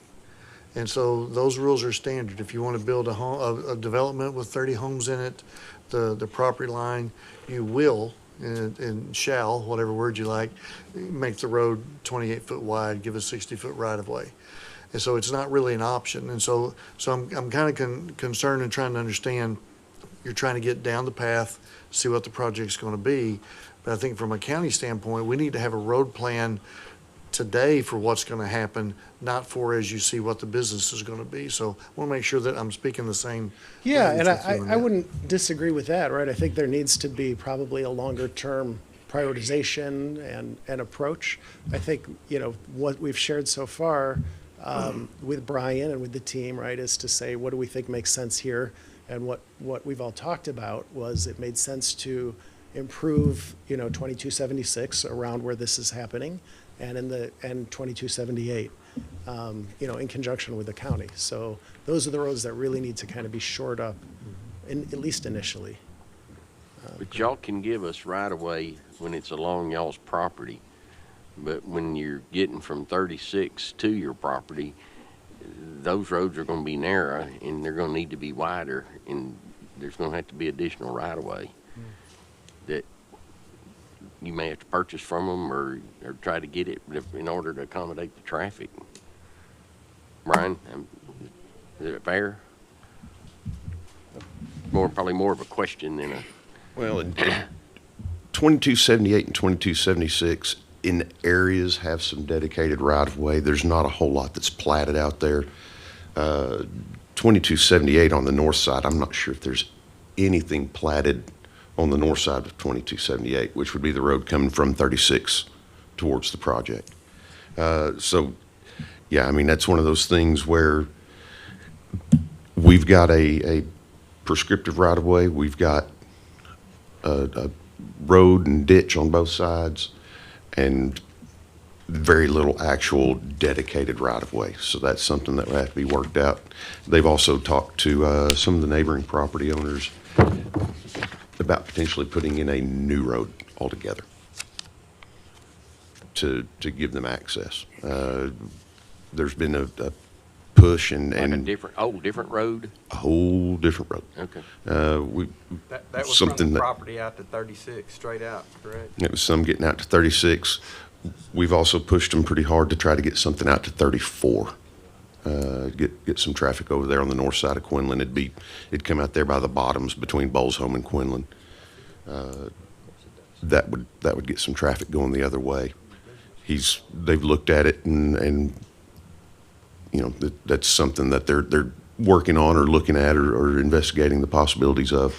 But that's something that I encouraged them to look at, to get some traffic out to 34 or get another thoroughfare out to 36, whichever works, or both. So.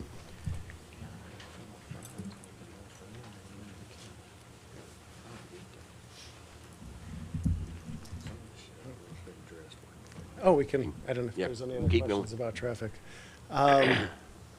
So there were concerns around light management brought up.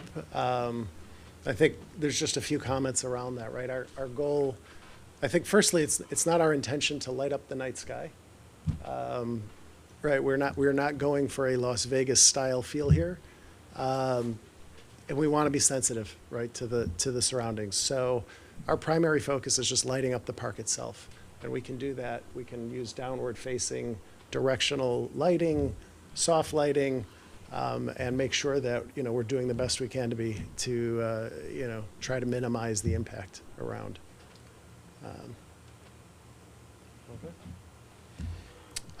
Similarly with noise, it's not our intent to be some crazy loud Six Flags. In fact, what we're doing wouldn't work if it were, because the idea is that we have these different kind of worlds and places that are immersive, and you need to be able to hear each other. You need to be able to hear the surroundings and that sort of thing. So, but again, we have this 19-foot barrier wall. We did some preliminary testings with speakers from where we are right now and brought it out to kind of the, near the fence line, and it was about 40 decibels, which is a soft whisper. And that's without kind of that perimeter wall.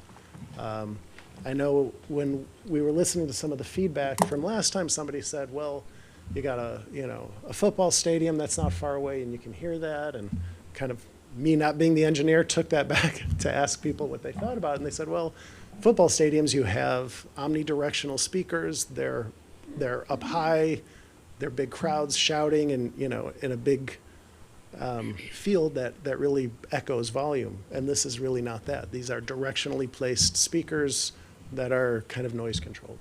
So, okay.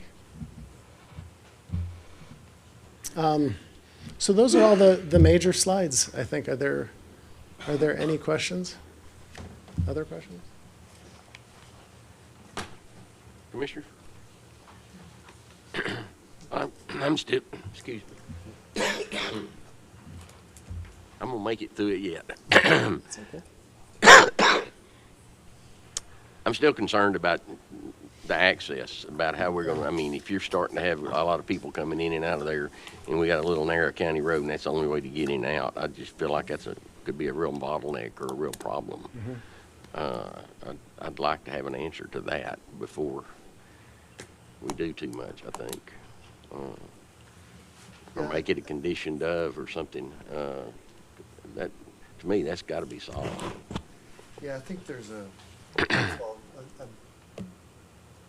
as we grow in Hunt County and surrounding areas, we have to have things, right? One of the biggest things you see on a lot of people aren't interested in change, and I get that, and I like my quiet nights as well. But a lot of people are also asking for, entertainment and things for kids to do and things like that. The big thing is we have to make sure we're doing everything responsibly. And one of my concerns is, since you've already started work, right, as we go down, there's so many things the judge is talking about and other topics that the biggest concern I have is, we have to figure that out. We have to get there. That's the part I'd like to have just the plan detailed a little bit more, so that we know what we're doing. So that it's like some other conversations. Good fences make good neighbors. We're going to do this. You're going to do that. Because I think, like a judge, I just think there's things in my mind that I'd like to have a little bit more resolution on, or at least know what the direction is, and we've all written to it, because I like the idea. Entertainment in the area is nice to have. Yeah. Yeah, this is the first time that we have seen this. I know you've had some meetings with others, but this is the first chance that we've actually got to see this, and it's brought up quite a few questions for me as well. It almost, and don't take offense to this, but it almost feels like we build it, maybe they'll come. Kind of like the Field of Dreams. That's why I asked a while ago, how many of these have you done before, and what's the turnout? It's kind of like we're just kind of feeling around and seeing, is this going to work? Is it not going to work? And, going back to the road issue as well, that's a big concern. And so I think there's some things that we still need to look at before we keep moving too far forward. Yeah, we've been in this process now for over 3 years. And we've been meeting with the county about that and sharing kind of our Certain plans along the way. departments, certain Maybe departments, certain yeah, departments, yeah. But, I mean, the ones that touch our precinct, Sure. that touch the area. You know, I think there's always concerns when you have a new business coming in, right?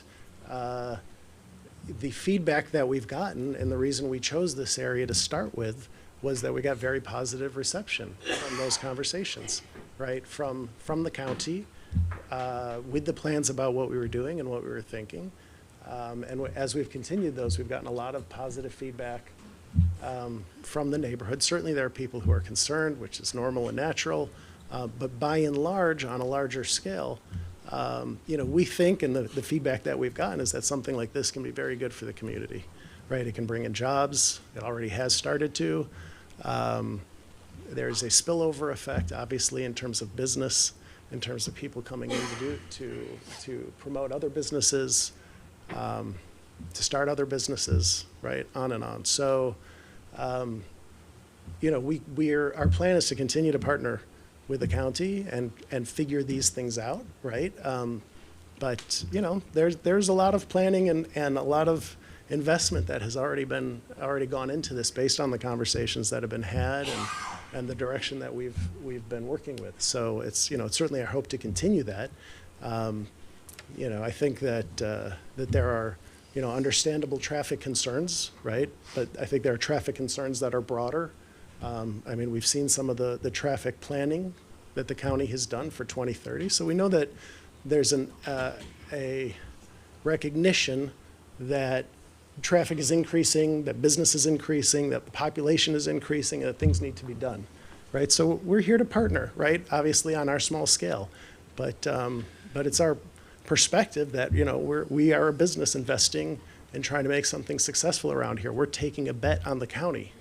And, you know, certainly we hope to continue that as a good relationship. So.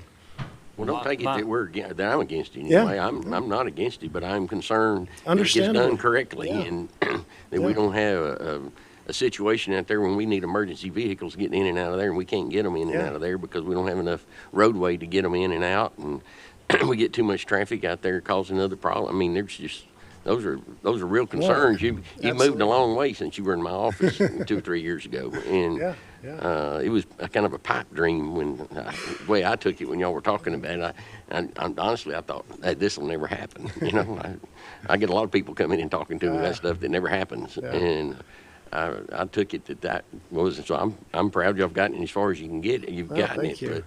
but we still got a few things that I feel like to be comfortable with it that we need. Okay. We need a little bit more. Yeah, and look, we're here. We're here to work with you and figure out what needs to get done and answer questions. So. Well, my other concern is the fact that it was voted unanimously by the planning and zoning, and since then we've had members reach out to us concerned about it. So I think there's still some concerns out there that needs to be addressed. Commissioner Monroe, what do you got? One thing, Gordon, I've met with Gordon 2 or 3 times on the project. I thought it was kind of a neat project, and he did agree to upgrade 2276 and 2278, which I appreciate that. But last night, my emails got blown up. I had pros and cons for the project, but understandably, they're the same concerns that's been brought today. They're worried about the traffic that it's going to bring on that road. And at the end of the day, it does matter if I think it's a good idea or not, but I have to listen to the people that elect me. And there's numerous of people asked me to vote no today on the project. I'm not saying I'm willing to vote no, but I would like to table it till we have more information that addresses the traffic issue, and also where the court feels comfortable with the project, because this is the first time they've known about the project, but we haven't discussed it in detail, and I don't think anybody has actually sat down with you to listen to the whole project like I have. But that's kind of my take on it. I'm one person, but. I think we all Aaron, have. are we under any time restriction? I mean, if we just table it for few weeks, until next meeting or meetings out? Table it to set a date that's gonna come back. Okay. Maybe the next meeting. I mean, could you, Haven't got there yet, but either way, whatever you do today, we can still gotta open up for public comment. no, I understand that, but I was just thinking, you know, if we gave you, if we gave another meeting or something, give you some time to come back with maybe some resolution to this road issue and all, Yeah. or any other issues, I mean, obviously, we'll defer to how you want to handle it, right? I think what I would say is, we're looking to partner on these solutions, right? We're a company, we can't figure this all out on our own. We can make suggestions, but we're not here to pay for the full infrastructure redo of the entire area. It's not our ability, right? We want to put the money into the business, make sure that it's successful. So, you know, we'll absolutely follow your lead, and we're here to partner to figure this out. But we do need to partner to figure it out.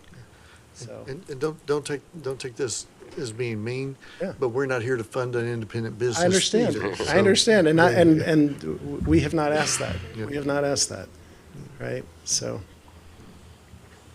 okay, well, let us have some public comments and then we can discuss it some more. Yeah. This time I'll open it up to public comments. Anybody wishes to speak for or against this, come to the mic and state your name and address for the record, please. Ma'am, you got your hand up first.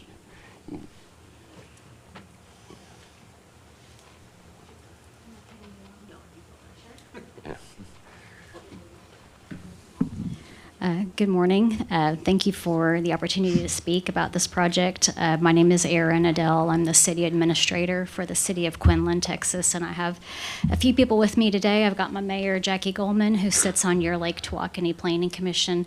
This is Tyler Davis, our public works director. And I sent a letter about the project to each of you, and I would like to read that letter into the record. And then I also have a couple of questions, and then Tyler also has a question. So just some context.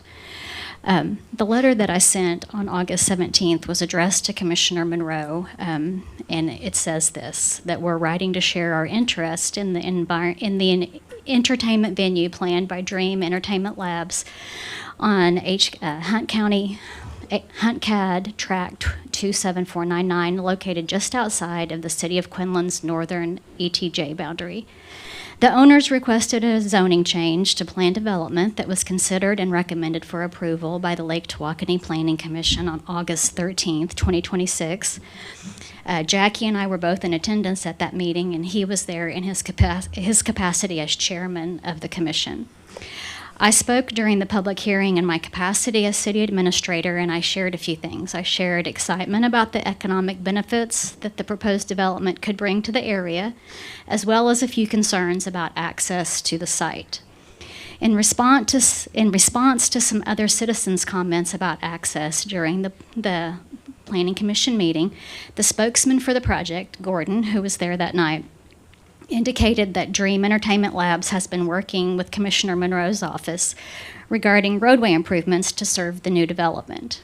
So we're encouraged to hear that Precinct 2's roadways in our area could be improved in conjunction with this project, but we have some concerns about the impact that the increased traffic could have on the street network within the city of Quinlan's city limits and our ETJ, particularly regarding Main Street and 5th Street in Quinlan. We also want to propose a possible change to Dream Entertainment Labs access plans that we believe will better serve Precinct 2 and Quinlan's jurisdiction. We plan to address the court on the 25th, which is what we're doing right now. So with the letter, I submitted a couple of aerials, and the first aerial that was attached to the letter depicted the primary and secondary access plans that Gordon presented at the Planning Commission meeting and again just now.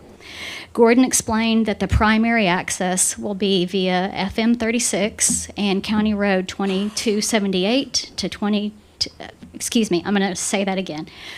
Primary access will be via FM 36 to County Road 2278 to County Road 2276 to the parking area that's in the northwest corner of their site.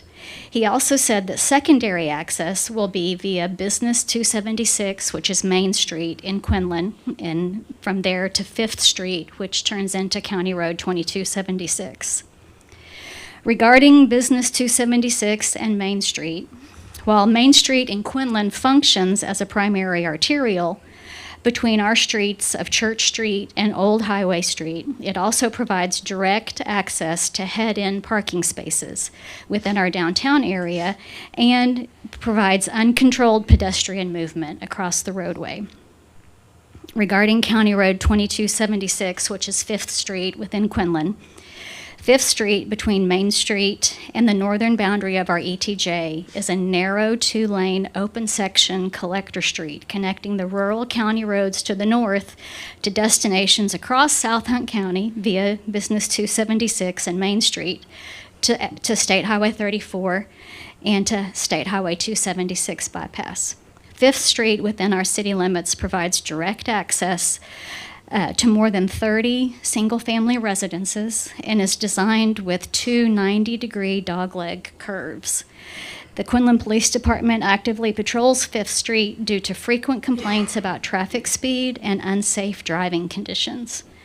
The city recently installed additional stop signs at 2nd Street and larger speed limit signage to better attempt to control the traffic.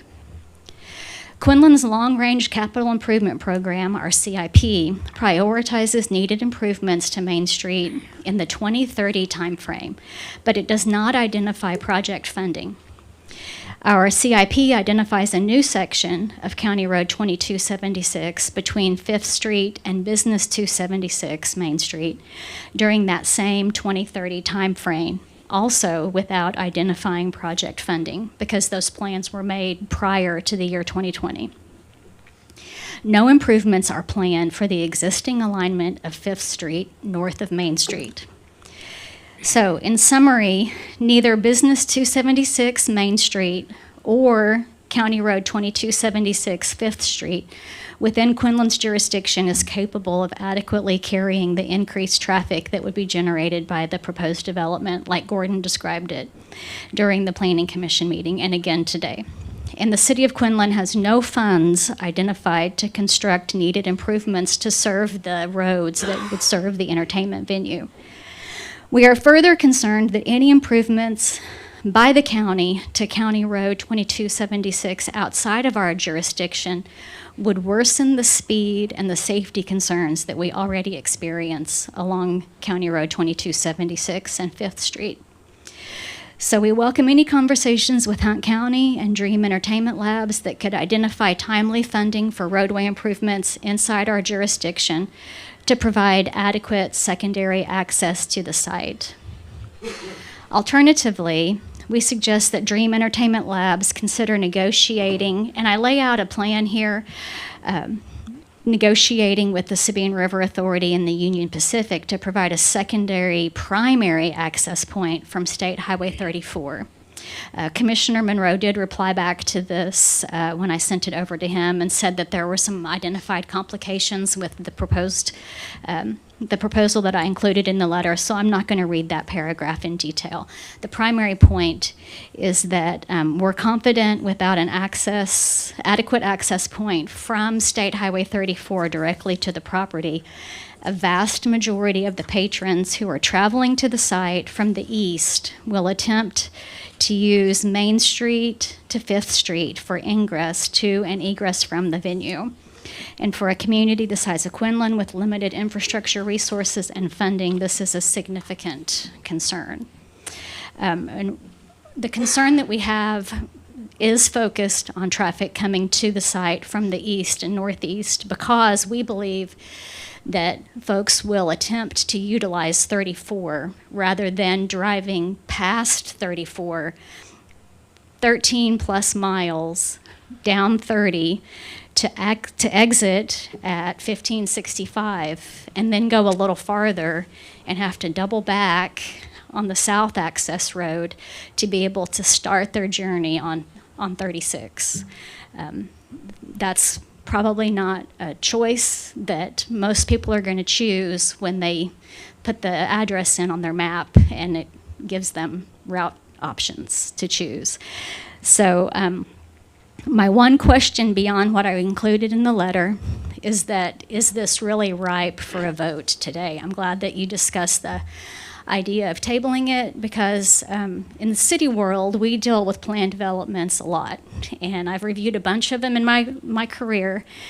And a planned development is like a standalone zoning ordinance specific to a piece of property. And it typically includes a descriptive narrative and a concept plan. And I don't know if those things have been provided or not. They weren't made available online, so I haven't seen them. But that's where, in that narrative, you specify things like data centers are prohibited. Only entertainment venue can be allowed on this site, and then define what that is.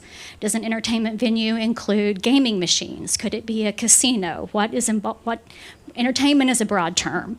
So that planned development narrative is where you really nail down some of those specifics that you would be able then to enforce as these permits that Brian mentioned come into the county for consideration.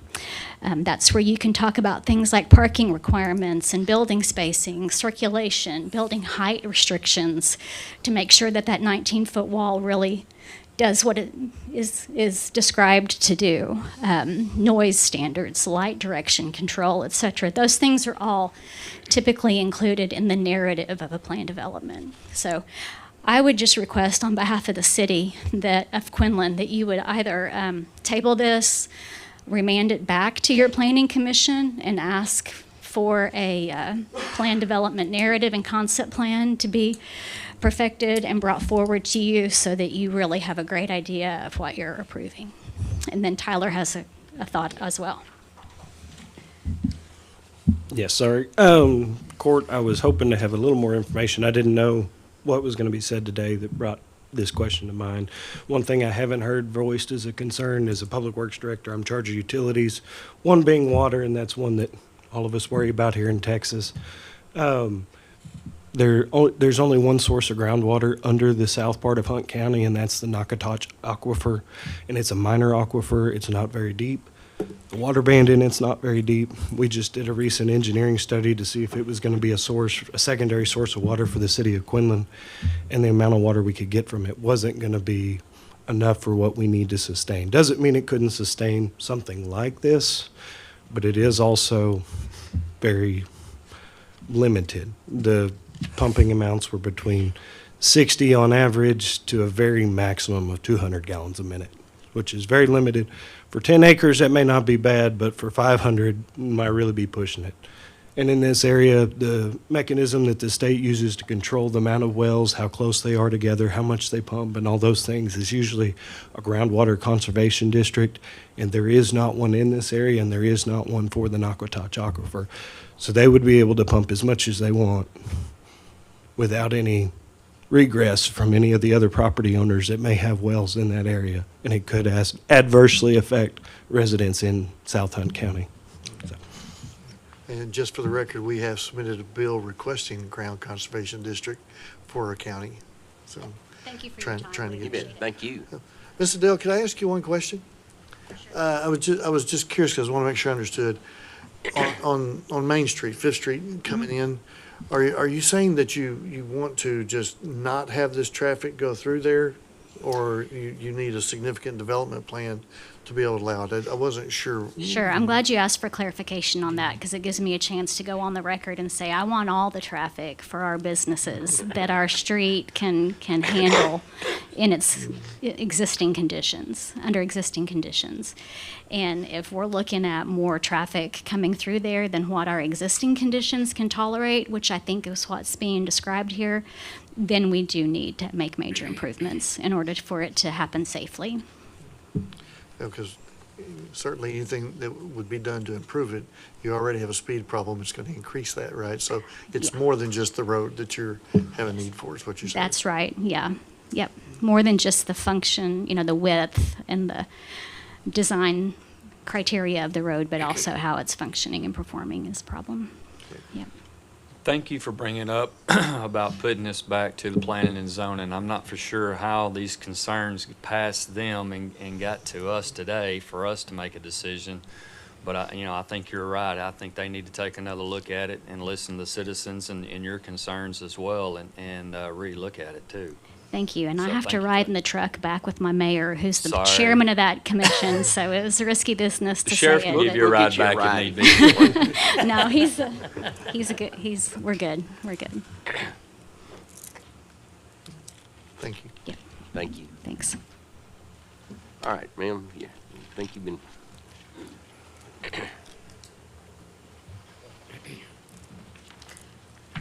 Thank you, first of all, for hearing me out. My name's Amy Sundquist. I live off of 6945 County Road 2276. And Commissioner Monroe, I want to thank you for speaking with my sister Bonnie Stewart a few days back and kind of explaining to her some of what's going on with this entertainment venue that we're going to be dealing with, it sounds like, in the future, because I do feel like some of you all may have already made a decision on that for us, which I don't appreciate, because now I'm hearing that this has been going on for 3 years. We knew something was going on down that road. We saw all the grading of the dirt road. We rode our side-by-sides down there, took a look to see, you know, the basically development going on. However, you all knew before we did, which I feel somehow is wrong. You say you've spoken to others about this and you're excited and you got all this positive feedback and all that, but we never heard from you. We didn't get any letters. We didn't get anything telling us, look, you have nothing to worry about. It's just us, the, what do you call yourselves? Dream Entertainment coming in, and we're just going to build on 10 acres for now, and then we'll go from there. 500 more people a day is going to be a big impact on our county roads. You all know that. You have experience with that. That's what you do daily. My problem is when you talk about expanding roadways, how are you going to do that? Easement? Or just take the land, eminent domain? I don't understand any of this because none of it has been explained to us. We've been left in the dark. And that's wrong. We voted you in to office. It is up to you to be transparent with us. It is up to you to relay this information to us. We had a right to know 3 years ago, but we weren't giving that opportunity to even form an opinion until now. I was one of those people who thought that it was going to be a data center. I spoke to Commissioner Smith about that pretty recently, back in April at the fair. And I appreciate your talking to us about that and kind of explaining to us some of what you knew, which seemed like not a whole lot then. So I can't speak for everybody that lives off of 276. I know what my own concerns are. You're talking about bringing the traffic in from 2278, which is something that I just found out about from your conversation with my sister Bonnie. But it's still going to impact 2276 on my end, because if you believe that people are only going to go down 2278 to get to their venue, you're wrong. They're going to come in off our road too. They're going to figure it out. Our road is a straight shot up to this venue. Unless it's muddy. What? Unless it's muddy. Well, You can't get through there, or if it's well, flooded. so which it is that's a the lot. next question. There you go. What's going to happen with that section of roadway? You going to leave it dirt? You're going to pave it? What's going to happen? I'm not planning on upgrading it. Okay. The other question I have, and I guess this is something that everybody worries about right now, because property tax. I mean, our property taxes are high enough as it is. How's that going to impact us in the future? I know that at this point, you probably really can't put a number to that. But I know my property tax is going up this year. Is it's going to have a direct impact on my property value? I mean, all these what ifs right now. And now we're talking about zoning it for commercial use. I mean, we've jumped so far ahead without answering any of these questions. So, I mean, what do we do about this? it's not being asked for zoning for commercial use, it's planned development. Planned Which then adds development, more okay. restrictions to what they have to get their plan approved within that development. Right. but we still have to think about taxes and all that, the direct impact on the environment even. I mean, some of that's just been brought up today. And those are questions that should have been asked 3 years ago when they first started building their hay barns. I could care less whether they are successful or not, because quite frankly, I don't want the influx of people coming in to my area. I'm one of those people who enjoys going for a long walk down my county road. I do it on a regular basis. I have family, I have nieces, nephews that ride their bikes up and down that road, that ride their ATVs through there. And then somebody brought up the impact on, you know, first responders and crime and all of that. These are so many things right now that, of course, we couldn't possibly answer those questions, but being former law enforcement myself, I know what venues like this can bring in to a community. I've seen it firsthand. So they're talking about 10 acres, and what does that mean 10 years from now? The whole 500 acres is filled with this amusement park that they popped up on screen here. And we don't know where these people are coming in from, who they are, the impact on the city of Quinlan. We're a small community. We don't, you know, I don't mind growth, but if we're going to be talking about leaps and bounds here and the direct impact on a community where, you know, next thing they know, they're paying for things that, like property taxes, that they weren't expecting in 5 years from now, let alone 10 years from now. You're going to price people right out of the community. You've got a lot of retirees living out there right now, me included, who were looking to spend the rest of their lives in their homes, and now with an influx or population boom coming in from some entertainment venue could force us out. It's a quiet, sleepy little area. I sit among the trees on my property every single evening. The last thing I want to hear are cars driving up and down my road. I can hear 36 already. And has anybody thought about the impact on Farm Road 36? Have you driven down that road lately? It needs work. Already we got construction trucks going up and down that road. Potholes everywhere. And we're going to bring maybe another 5 to 1,000 people coming down that road daily. I really don't have much more to say than that. I'm just really disappointed that we weren't given the opportunity sooner to have this discussion before it got to this point with zoning, which I feel like, and so I really feel like the decision's already been made for us. That's all I got to say. Thank you, ma'am. Anybody?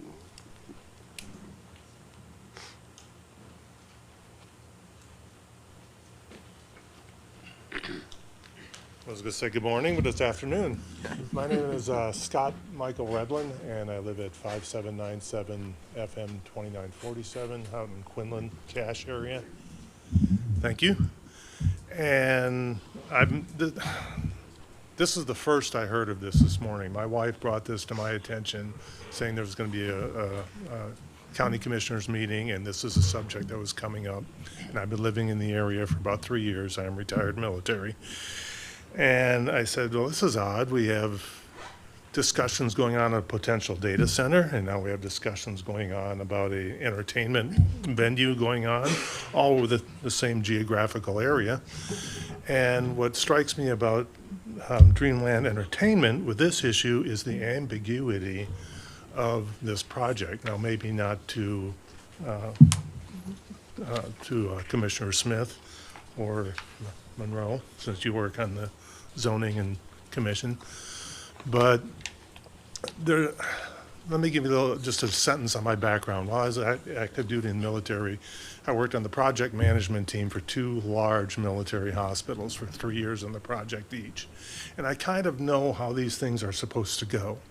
And if you've been discussing this with the county for 3 years, you should have a really pretty solid plan now that has included what this woman has talked about infrastructure requirements. I know you're going through that with the Dana Center, not to confuse the two projects, but as two large venues, coming into the area and the impact it has on the citizens there. My big thing, one of the things on your slide that really bothered me, two things actually, was the fuzzy picture of this entertainment area. Like, what is it? What is the venue going to be? We know it's going to be rides, probably some computer issues, and then a 19-foot wall. And the other thing that bothered me about the presentation was the preface that all things stated today are non-binding. So does that mean we get 3 years down the road in the project and we say, oh, no, we're going to make it larger? Plus the boundaries of the project, 527 acres. I understand they're only taking 10, but I kind of drew a map in my notebook that said we have a parking lot up here, a tram going to the 10-acre site to the venue center. We have a fire prevention pond going on. We have a well being dug or drilled that apparently is not going to, may or may not support this venue.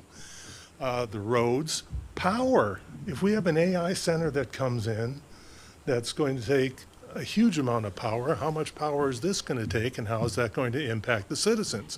From where I live, my power is run by a co-op, and I've dealt with co-ops before in Oklahoma, and what they promise and what they can deliver are usually two very, very different things. So what I'm saying, I agree with everyone to table it until you get more information. I would ask that the council the next time, or the Commissioners Court, the next time this comes up, to have some very, very detailed answers to questions, particularly about how are we going to do this? What can we do to the roads with the power requirements, the water requirements? Again, to use the AI center as an example, even with modern systems, $1 million or 1 million gallons a day for the data center, that I understand about all the new systems and less water requirements and all those things, but still that water is just charged somewhere, and they need another 1 million gallons for cooling. Is this going to be the same type of operation, even though it's 10 acres? These are things that I agree should have been answered in this 3-year talks with the county, and they have not. And these are details. When you break ground, those details are answered, and you have a plan to, take care of them. There's something called, in project management, called backwards planning, where you start from opening day and you work backwards all the way to groundbreaking or before that. And you work backwards to say, these things have to be done before we proceed to the next step. And I agree. This is the first I've heard of this today. But they've been talking for 3 years. I retired in this community permanently. On my road on FM 2947, currently there are 6 large properties for sale. One of them is my neighbor. These houses are expensive. There's a lot of land associated with one of them, about 55 acres. And the buzz around the community is the AI center, that we want to get out and get our money out of our property and move before all the problems come in with that. And now we're just adding another venue on it, on top of it. I am all in favor about progress, for economic progress, bringing jobs into the area, for tax revenues, for all the sundry businesses that go with it, from construction to hospitality, to food service, to everything. I'm all in favor of that. What I'm saying is, don't make stupid decisions based on promises. Get all of the information, and I would actually propose that when this comes up again, to have a public meeting specifically for this project. And it would not be at 10 o'clock in the morning when most people are working on a Tuesday. I mean, I understand that's the regular hours of this, but people who are working, I know a lot of people that would come to this that can't do it during the daytime because they work, and that is, not to say anything derogatory. That is a strategy used by big companies to go into small communities and easily acquire things by making the public meetings difficult to go to. So all of these concerns, and the infrastructure, the planning, the questions that need to be answered, the electrical power, property, egress and entry into those areas, all those need to be answered first before they even take a shovelful of ground out of that area. And that's really all Thank I you, have to sir. say, and thank you very much for giving the opportunity. Judge, can I ask one, as the next person's coming up, what time is the Planning and Zoning Committee meeting? 6 p.m. So, sir, just want to make sure you know, this meeting is typically is just a follow-up vote after the Planning and Zoning has gone through and vetted a project. And just so you know, because that's where all the things that you're talking about would typically take place. And that meeting is at 6 p.m. on what night? Second Thursday of the month. Second Thursday of the month. So just so you'll know that. This one was passed 8/20/26. The planning and zoning at 16 p.m. Howdy, Marshall Holland. I live 4021 Harvest Meadow Circle in Royce City, Union Valley area. I want to thank Brian. Brian answered a lot of the major questions that I had regarding it, and in particular the PD zone. But he did reference that they had not started business yet, whereas they have had job postings for animation people and different things like that on sites hiring with a remote schedule of 3 days in Quinlan and 2 days remote. So based on that, I would say they have kind of started business. And then I had some of the same questions as the Quinlan city official had, since the PD, the planning district, provides entertainment uses, but what exactly does that entail? Does that entail gaming machines like she mentioned? Does that entail hotels? What is considered entertainment for the purpose of this planning district? And then I think we can all understand from today's presentation that Gordon is not a developer. He's a CEO in tech.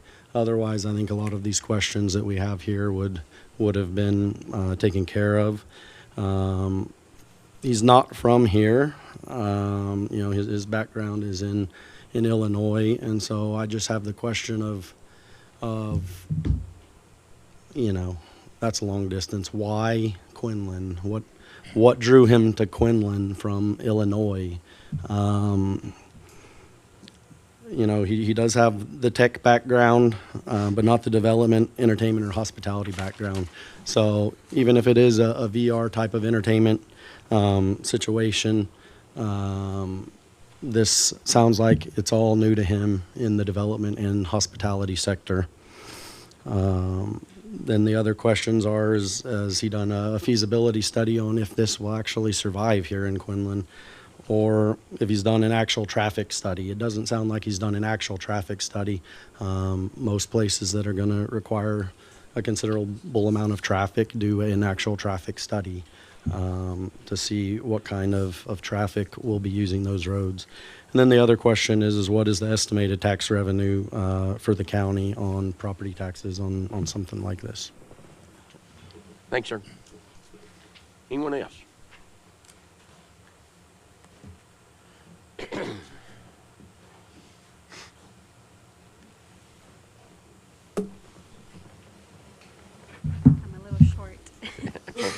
Good afternoon, Commissioners. My name is Dianera Ayala. I live on 1590 County Road 3523.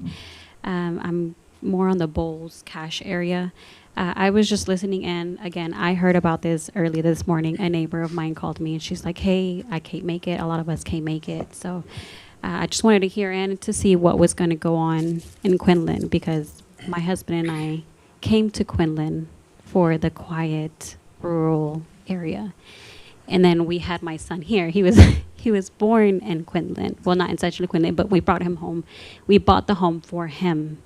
And it's It's what a lot of us want. It's the quiet rural area. We see growth all around us, and we're so surprised.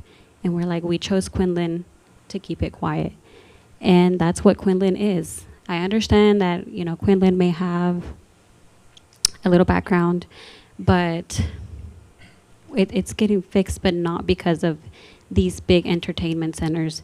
The notes that I have while I was listening when he gave his presentation is essentially that we are essentially their guinea pigs, because we are the very first area they want to build this entertainment center. And it's abroad. It was spoken earlier, like what specifically is categorized as an entertainment center. They don't want to improve the roads 100% because he said they want to focus on their project. But like Commissioner Smith had mentioned, it's not our responsibility as a county to project their project. And if I remember correctly, I was here a few months ago. I can't remember which commissioner had mentioned, I want to say Commissioner Monroe. I can't remember exactly who it was, but he was like, I don't want to improve. I don't want my tax money or his citizens, Princeton's tax money to go on roads. I can't remember, but I think it was you. Okay. That's why I asked the developer to pay for the road to upgrade. Yes, and it's not just 36, it's not just 278, and it's not just 276. As it was mentioned previously, I think she left. Oh no, I can't remember her name. You had came up here and spoken. It's 34. It's also the main streets and all the other little streets that are going to be impacted. We already see a lot of traffic on 34 from everyone trying to drive in downtown Quinlan to go to Greenville, to go to Terrell, Wills Point, and other areas. It has been improved by 276 whenever they build the outer edge, and a lot of people go through downtown, but everything around there is going to, it needs to be expanded, but they're not going to want to do it. They're going to expect for the county to do it. Was that my time? Yep, wrap it up, it's fine. I understand we can't stop growth, but this is 500 and plus acres. This is twice the size of Six Flags. He said it's phase 1 is just 10 acres, but that's phase 1. What's phase 2? What's phase 3? What's going to continue to be added on the property?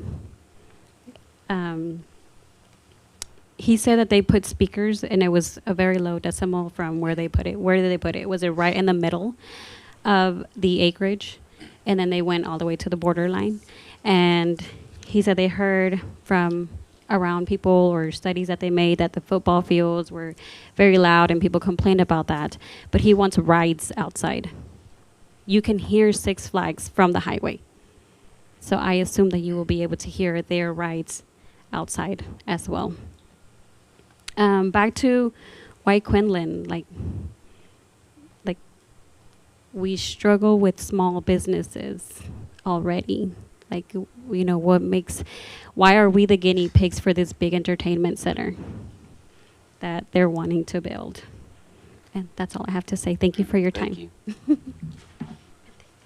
Anyone else?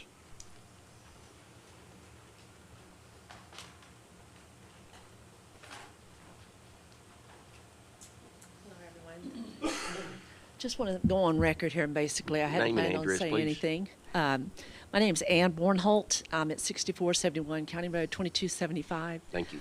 Our property's been in the family since the late 60s, and I do see a lot of traffic increasing in our place. They're flying off the road. We've had to pull people out of the ditch, wrecking, coming 2276, going westbound. I know people are going to put in the address on the GPS, and they will go down the road that's, you know, going to lead them to the DreamWorks or Dream Entertainment.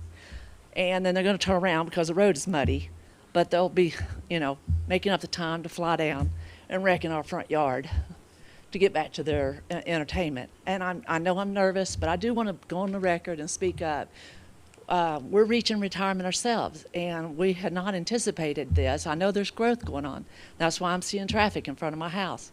But to see an entertainment of up to 20,000, someone had heard 20,000 a day, that's ridiculous. And As it is, I'm already trying to plan my route, how to get to Greenville with all the dirt trucks. And so I'm very concerned with this, with the evasive planning. We don't know where all this traffic's going. Quinlan's already concerned. So I just want to go on record saying that I do want it tabled, and let's look at this with some definite facts. And Thank you, ma'am. Thank you for your time. Anyone else? Being none, I'll close the public testimony. Commissioners? Any other questions? Got any comments? I kind of like Ms. Adele says, I think it needs to go back to planning and zoning, but there's a lot of things that they need to address beforehand too. That's my 2 cents. Is that a motion? I'll make it a motion unless anybody else got anything else to say. Yeah, I'll make a motion and make sure I say it right, to Aaron, before I say anything else. I don't know, I'd have to look and see what authority the county has to send it back summarily, essentially remand it to the planning and zoning. You can approve, you can deny, you can reset with a specific date and time to come back at the next meeting on the 8th at 10 a.m. But as far as being able to just remand it back and force them to reconsider, I don't know that we have the authority, or the Commissioners Court has the authority to do that specifically. Can we table this? We got a meeting, I think, for next week scheduled for a special session. We are considering a special session for Monday. Yeah. You could put it on that with, again, naming the specific date and time now. Naming it, approving and that. we could table it till then, and then you could research it and tell us what we can do. We could. Yeah. Just so the public knows, we're one of the, in Texas, counties don't have zoning authority. But in 1983, I think it was, the state of Texas created the zoning district around Lake Tawakoni to be 5,000 feet from the take line, and they also did it at Ray Roberts up in Cook County, I believe it was. And so there's not very many counties that even have any zoning restrictions. And it just so happens that this particular piece is within a zoning district. And so we don't have many things coming up. So I appreciate that Aaron doesn't know off the top of his head how it works, because there's not many things that this ever comes up on. So we can just, we can vote to table it and put it on the next available agenda. So but we're tabling it so he can get the details of what we can do, or how we have to do it? Yeah. So it is, If the pleasure of the court looks like they're going to want to send it back to P and Z, we need to make sure that we do that correctly. okay. It's my understanding that's what. Yes, you can table it as long as you like, again, at least give the specific date and time of that meeting. If it's going to be 10 a.m. on Monday, if that's what we're going to pick for the Is that what the plan is? special Okay. session. Or y'all can do 9 or 11. Doesn't matter, Okay. So the motion is to table this till. I don't know if anybody's made a motion yet, but that's what. Well, that's what I'm saying. The motion will be to table this action until Monday on the Commissioners Court special session at 10 a.m. Monday morning. Correct. Yeah, and that's going to give us direction on whether we can send it back to planning and zoning, Correct. or deny it, or postpone it for a later time. Correct. Correct. Okay. So how's it need to be worded? you can just, I'll entertain a motion up to my statement of how this is going to work. How about that? Second. I need a motion first. I said a motion of. I'll make a motion to table this till Monday's meeting, 10 o'clock. There you go. Second. Got a motion second. All in favor say aye. Aye. All opposed? Motion carried. Commissioner, y'all need a break? Yeah, let's take one. All right, let's take a 10-minute break. Mercy.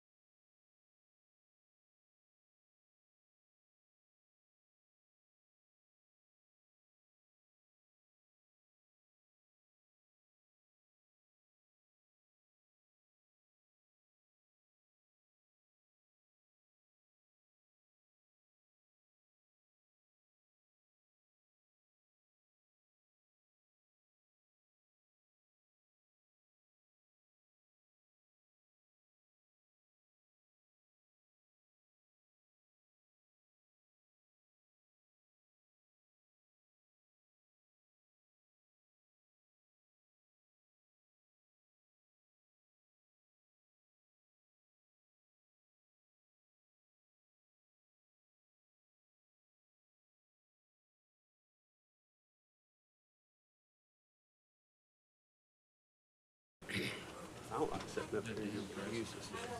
Oh, it's crap. Okay, it's 12:33. We're back in regular session. Action item number 15, the upgrade of approximately 1,008 feet of County Road 1091 from rock to oil sand at county's expense, using Pug Mill materials at a rate of $59 per ton versus $88 per ton. Entertain a motion for approval. Okay. You want to discuss it? Yeah, why aren't we upgrading it at county expense? Is there a question down there? Yeah, he's got a question. Yeah, why aren't we upgrading at county expense? So 1091 and 1092 come to a junction. We have had numerous almost accidents in this area. I want to just upgrade from the, I got to remember the road number, 1542, which is a FM road, to the T is all I'm wanting to do, and just make that T safe is what I'm doing. So it's a safety issue. It's a safety issue on this particular one. Is that the only gravel in that area? No, there's a lot of gravel in that area, but this right here, why is it this way? I don't have any idea. So the main It's thing is a it's bad safety area. issue, though. It's a safety issue. It's a bad area. And then you, if I understand it right, you did the Pug Mill to help save the cost on doing something like this, is right? Instead of I think it's 89, 90 bucks a ton. Yeah, all the ones that I'm talking about today, when using the Pug Mill, we got the material for free. I actually got some extra material from the state Yeah. to help compensate for another situation that we had. So I'm trying to get as many of these little bitty short, dead-end, hidden roads taken care of for safety. I'm assuming probably on some of these dead-end roads like that, you also have to take your maintainer out of the area to go down there and just hit this short little road or something like that. Every one of, all the 5 of the ones that I'm talking about are on dead-end roads. They are, with the exception of these 2, they are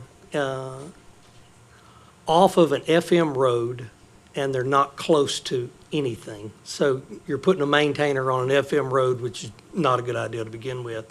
And when you're working the rock coming up to the FM road, you generally have to stop, which creates a problem on your road too. So we're trying to get it where we can put the oil sand on it, upgrade these roads. We're minimal maintenance for the next 5 to 7 years is basically the thought process of them.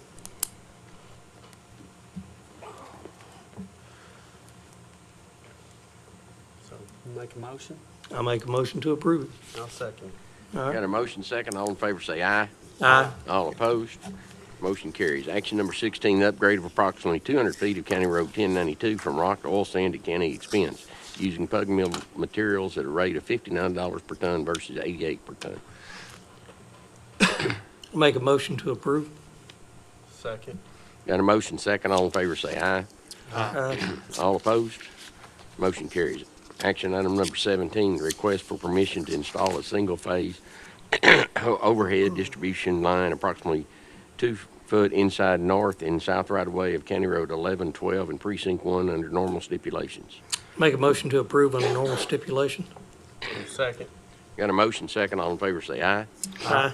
All opposed? Motion carries. Action number 18, upgrade of approximately 1,267.2 feet of County Road 1113 from rock to oil sand at county expense using Pug Mill materials at a rate of $59 per ton versus $88 per ton. Make a motion to approve. Second. Got a motion second. All in favor say aye. Aye. All opposed? Motion carries. Action number 19, upgrade of approximately 6,108.96 feet, County Road 1129 from rock to oil sand at county's expense using Pug Mill materials at a rate of $59 per ton versus $88 per ton. What's the story on this one? Okay. Both of these 6,000 roads, feet, so help us with that one. both of these roads are dead ends. They come off of 36. One goes east, one goes west.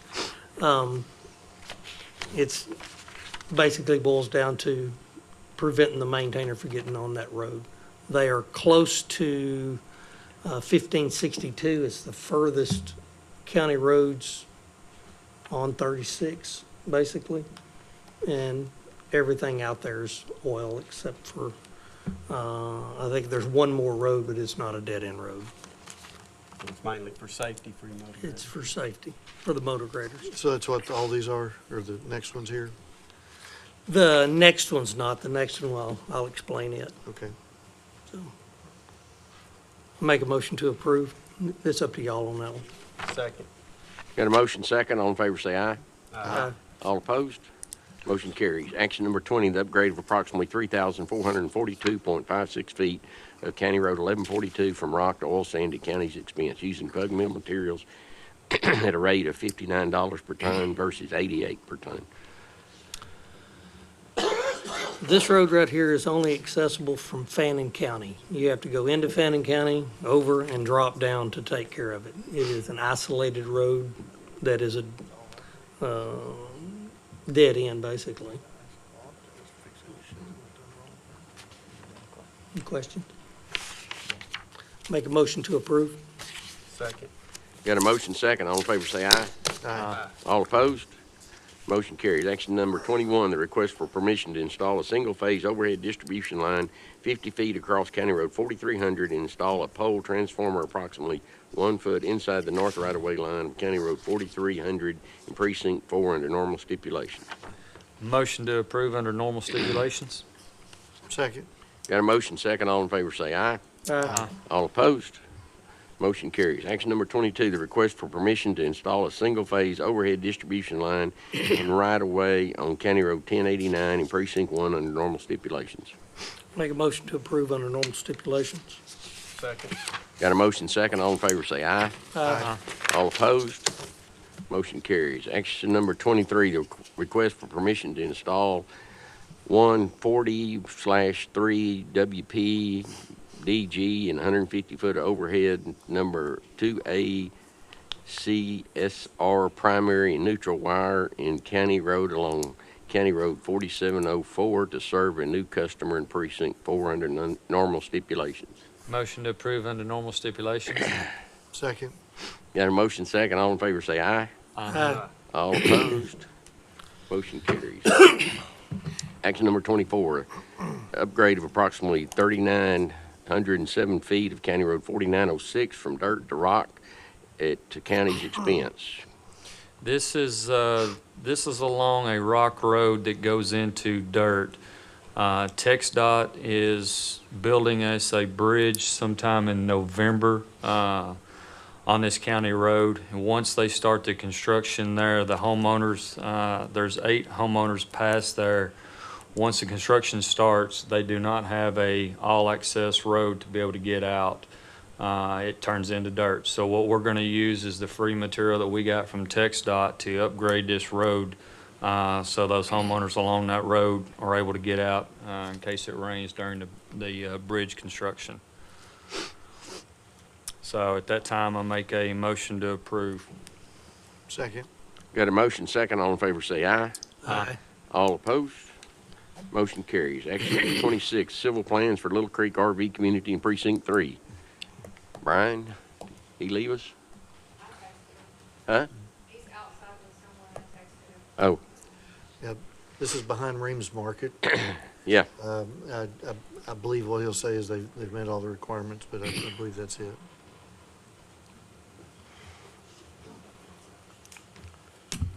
Little Creek RV Park meets all the engineering standards, meets all the, What did meets we all the need short- for? Gary's already told us that. yeah, meets all the short-term rental regulations. This is not affected by zoning. They have their TxDOT culvert permission, and their sewer plan is at TCEQ right now, getting reviewed, so. Okay. Motion to approve. Second. Got a motion second. All in favor say aye. Aye. All opposed? Motion carries. Action number 27, fiscal year 26-27 budget. Commissioners, I filed the budget. And y'all should have gotten a copy of it last week. We filed it Friday the 14th, I believe it was.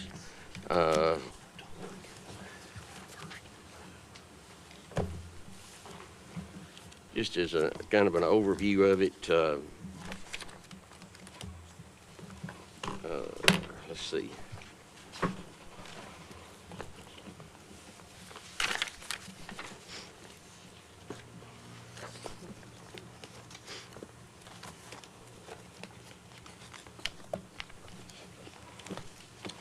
Just kind of an overview of it.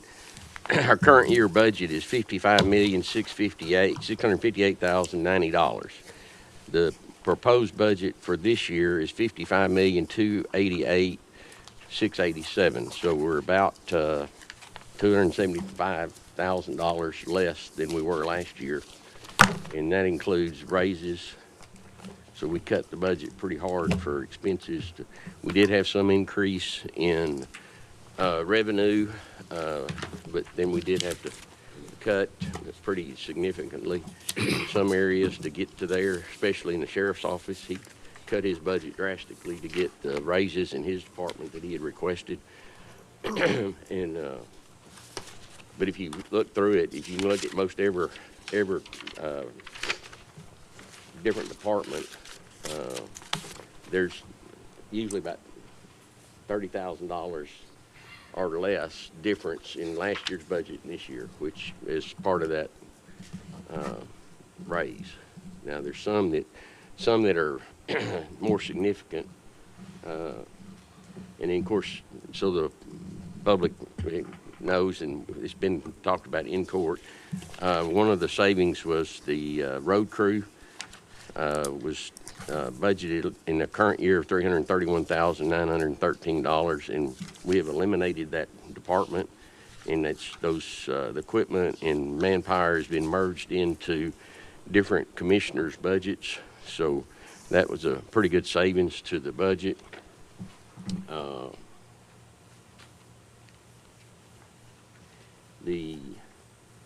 One of the other ones that's pretty significant of just in a change is let me see where's my note at. I gotta go backwards. Here it is. In I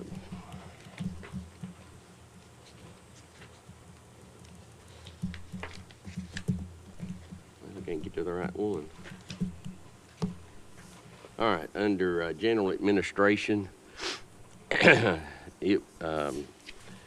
last year the auditor's department started putting all of the monies that, like the example here is juvenile. We have to pay $650,000 towards the juvenile department to match state funding for that department. And then before it'd been in the public services budget, and they moved it to this so they can transfer it out of it. It's just an accounting function. So that's the reason public services went down. Went down and this one went up. Okay, all right. Okay. So if anybody's questioning that, I want to make sure everybody understood that one.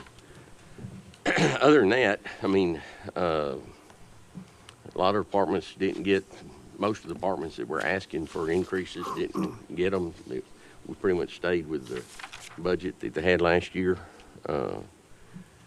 And the budget now, as presented, is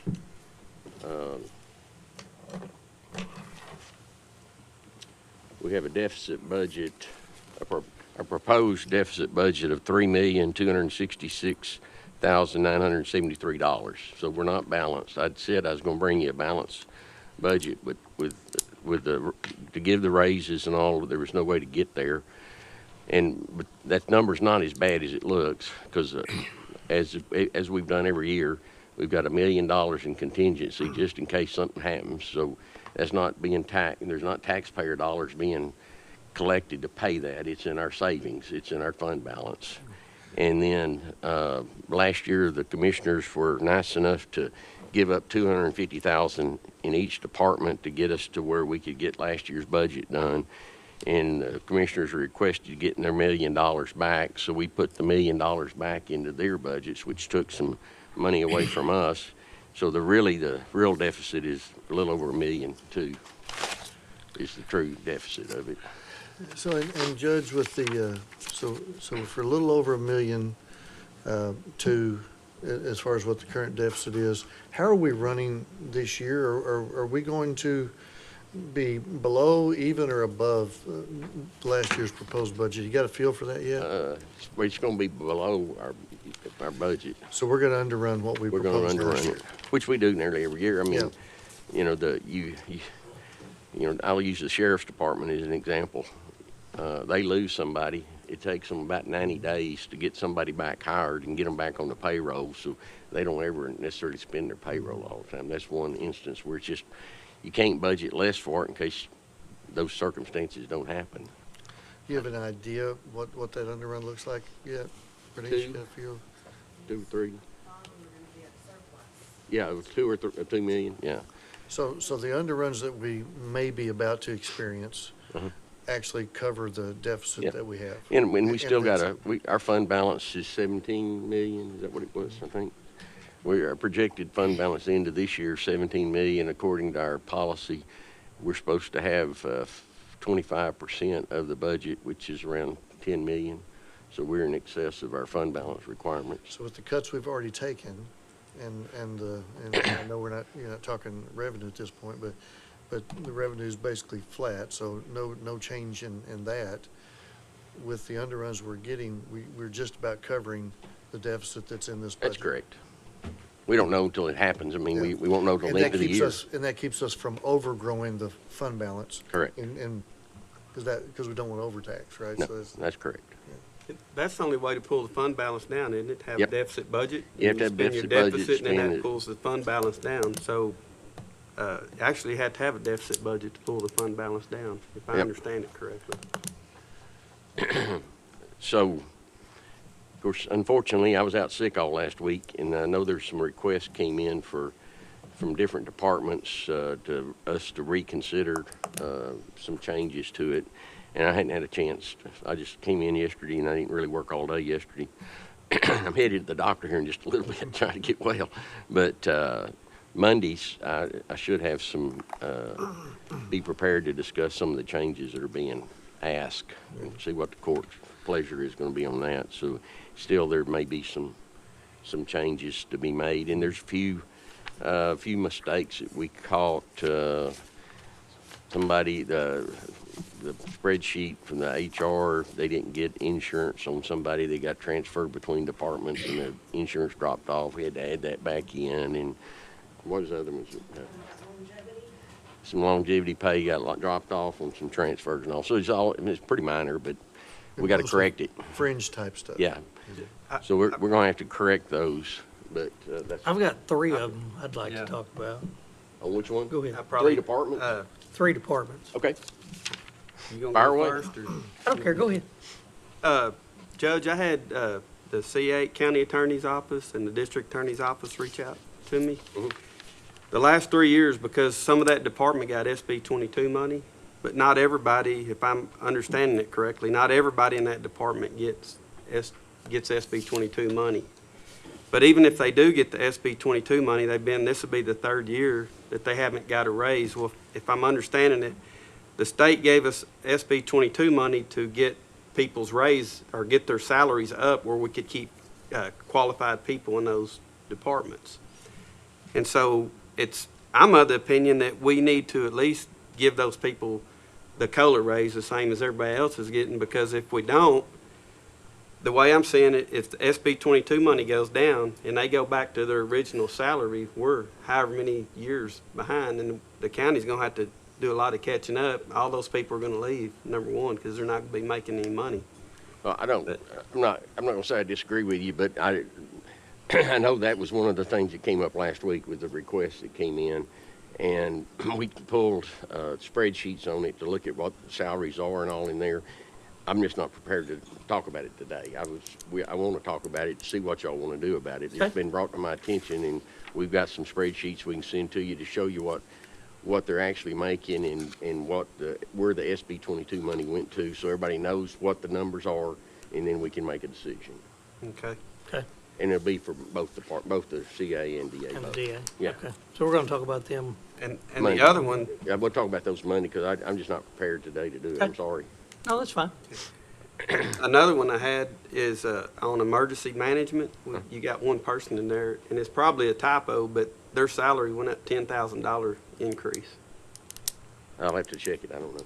So I just can't answer wanted that. to make sure and look at that to see if it was a typo or why they got a $10,000 increase. I think, if anything, I think it was because Richard will be retiring and she would be moving up to be the department head and not an employee under Richard. I think that's about, let me check my notes, but I think that's what the reason. Yeah, we're is. splitting that department, aren't we? Yes. That's what I thought. Yeah, we're separating that department and making emergency management, one person, and then, fire and a marshal's part-time office. person, and then we're doing Homeland Security, and all it's gonna be the fire department and environmental enforcement and whatever other departments that fall under that. So we're separating those out, but The David, other I one, think that's what it was, because we were increasing her to a department head. the other one is the fire marshal's office. I noticed that the funding for all the, software and hardware is missing. I don't know if it's a typo or what, but, it's missing a little bit of, it's about $60,000. Some Was that- overtime pay and a couple of other things are Was missing. that the software tied to the? That's all the adopting stuff fire that's tied code? to the fire code. Yeah, Yeah, okay. so, We have to have that. yeah, we, David, did you see that we missed that, or? Oh, okay. I'll take a look at it. Missed, missed Make a it, note. missed it, and I think something about the hourly part-time employee as well. That line item. Okay. Well, we were separating them out. We could have just overlooked it. yeah. So we'll back up. It's probably typo, but just found it, just want to look at it. Well, that's good. That's why we're having these talks. Make sure we get it right. So Judge, I wanted to back up. You gave a definition, but I know it's one of those things that always comes up, so I'd kind of like to make sure we're all on the same page. Contingency money. So it's money that's in the budget so that we have the authority in the case of an emergency of some kind or an unplanned event of some kind, but it does not go against the tax rate. It does not go against the budget. It is put in there so that you have the authority at the time of the event to spend without having to wait for the next court or to do something special to cover something. Correct. So We have to have budgetary authority to spend money, and, you know, in years, I think this last year, we had 100-something thousand had to go to it because we had some major repair to be done that wasn't But that doesn't anticipated. affect the rate. It Doesn't doesn't affect the affect the rate. taxpayer, because when that money needs to be spent, it goes to the fund balance to It's be spending the acquired. fund balance down. And the fund balance is already there. It's already there. in the bank. So I just want to make sure everybody understood Yep. how that works, because having that in there is strictly just having the authority to act at the time of a need. Yeah, and, you know, you never know. I mean, my first month or two I was on the job, we had a tornado hit in downtown Greenville. And it's just those kind of things that can happen. You don't know when, you hope they never happen, but we can have emergencies that you don't know what it's gonna cost us to take care of it, and we need the money to be able to respond to those. But nobody's being taxed to create a Nope. savings account. Nope. Money's already there, so. Nope, And the tax rate is actually going down a slight percentage. We're going Yeah. to no new revenue. we're going no new revenue. We're trying to keep our numbers down, keep responsible as we can and not spend, but, you know, it's a battle every year because we're a growing county, and, you know, growth, I say it all the time, growth consumes cash. But we And have whether it's reduced at your costs. home or it's at your job or your business, growth consumes cash. But we have reduced cost, which We have. allows us to be able to take the fund balance and the savings and underrun this year and cover the balance we have. So in Correct. essence, we'll have a balanced budget because the fund balance covers it from the Covers it. savings that we have. It's totally funded. It just won't be with this year's dollars. Right. And so we're looking at meeting Mondays, what you're saying? Yeah, we gotta meet for, what was Aaron, what's, yeah, we got several things that we gotta do a special So session for. do you think, I got faith in her, but do you think Bernice would have time between now and then to actually put together a spreadsheet or something showing where we've cut budgets? Because I know like the sheriff's office cut quite a bit, the road crew. It'd be nice to be able to show the public that we've truly Yep. cut, and the departments that have cut as well. I think she's already got a list done on most of it, but she can convert that to a spreadsheet if you're having a spreadsheet. Either way, I mean, she's already kinda got the list. It's just. Okay? I had a question, another one, and it's not that I'm against it or anything, I'm just asking the question. But since I've been here for going on 4 years now, like, I've said, like, we do raises straight across the board, a percentage. And I was looking through some departments, their raises are different than they're more. How do we do that, or how do we, because I've been told you legally can't do that. So how And I'm referring to, and I take heat for this, but the Sheriff's Department, some of those are getting increased 10%. And I'm not saying, I understand, and we need to pay those guys. I understand that, but I'm just asking, how do we legally do percentage to one department and you don't do the same? Because I've been told since I've been here, we can't do that. The So, sheriff had requested to have some of his patrol officers get 10% and others get 8%. And he cut his budget to the bones to get it to where he could offset that cost. So I honored his request. yeah, I understand that. I'm not saying I disagree with it. I'm just saying, because I've always been told it has to be right across the board. So that's why I was asking, how are we doing it different? Pay raises are different than COLA, the way I understand it. It is. Okay. But, normally, I mean, again, I think as long as we got some rationale behind what we're doing, I don't think we can get sued. Now, Aaron can help. I don't think we can get sued as long as we're justifying what we're doing. I mean, I agree, we And need to get the Sheriff's Department up. I agree 100%. The sheriff made a great presentation and showed how far we're behind to the west of us, that they're just gonna hire people if we don't get the pay up. And here we are, we're spending $30,000 training them. As soon as they get their certificates in, they go to the west and get more money. And so we're just throwing $30,000 away and we're not getting anything back for it because they just work and then they're gone. So getting it up to match the salaries of some of the adjacent counties to the west, then we can hold some of these positions. And so that's, and he slashed his budget. And I agree with that. I like that approach. He went and found the money so that we could do those things. So really what we're doing is we're giving a COLA, and then we're giving a pay adjustment, a raise to adjust for Yeah. pay. Yeah. Yeah. And it's money, Right. and it's money that he's cut out of his budget. It's not like we're funding Yeah, it's not, extra money. to we're go not, to it. he's not increasing tax rates or anything on it. He cut it, he shuffled it, yeah, pretty hard. And I will say thank you, Sheriff. Richie, you got something to say? You're standing up, you want to shoot me, or what do you want to do? Put me out of my misery, would you? Well, if I did, you got a doctor's appointment. They don't want to miss that copay. Okay, I understand and I agree 100% with the sheriff what he asked for. I mean, because when I was a deputy, I did the same thing. But I believe in my presentation, I had a plan, or I still have a plan, to where I can bring myself, my deputies, and the constables up to a different amount. And as far as pay, I mean, equal pay to the sheriff's office and all that, I have a plan to do that, to bring in, like I said, probably $100 and something thousand that would pay for what I was asking for. So, I mean, I don't understand why, y'all went with that direction of not increasing my deputies' pay and our pay, when I can prove it by just increasing the fee schedule, and that would bring that much money in. So you're wanting to increase the fee schedule just to pay your deputies more? Well, that will help pay them more. I mean, my understand budget it got would. cut too. But obviously Also, that's going to the taxpayers to be able to pay your deputies more, is what you're saying, by charging a higher fee. Your budget didn't get cut. Your budget just got put into a lot of the things you were asking for, you can pay out of your special fund in TCO. And so we just don't have one. to charge the tax. which fund is that? Richie, I don't know. Yeah. No, the only one that gets paid out through the state is your LEO's fund, which is your education fund, and I think we've already got that taken care of, and I appreciate that. But, I mean, you asked me, Commissioner Harris, about the timing, and it was about the timing.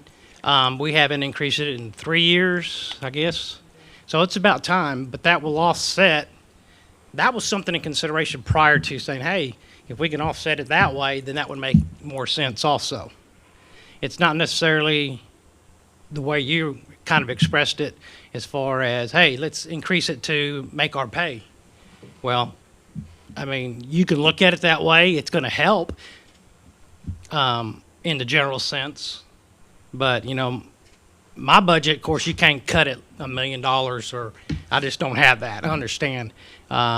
$12,000-13,000 I think got cut, which is fine. I'll make what I got. But, I sat up here and I tried to, explain how we can do this when a deputy's a deputy. I mean, we have to look at it that way, and I hope you all do. And Commissioner Harrison, you're in that boat. You're law enforcement. We all should get paid the same. We all wear the same badge. We all get paid by the same people. We just do different jobs. Our primary jobs may be a little different, but we still go out there every day and put this badge and gun on and run the risk of being shot and killed just doing our daily jobs. There's no difference between a deputy, my deputies, and there is a sheriff or Homeland Security or the security of the courthouse. We're all the same. So, like I said, I agree that, the deputies, hey, I'm all for it. But if that's what we're going to do is try to see what we can do across the board as far as that, too. Because my deputies are getting paid a lot less than everybody else. I've lost deputies to ISDs, to lost deputy to go to the sheriff's office. He went through the door to make $4,000 or $5,000 more. Just through the back door. My clerk did the same thing 4 years ago. She walked through the back door and made $6,000-7,000 difference. Richie, like you guys, I think a lot of departments can argue the same thing. I mean, we the four of us can sit up here and say our guys are making $45,000 a year. Who gets to eat out of a lunchbox every day for 30 minutes, is out in the bad weather, the 105-degree temperatures, are only making $45,000 a year.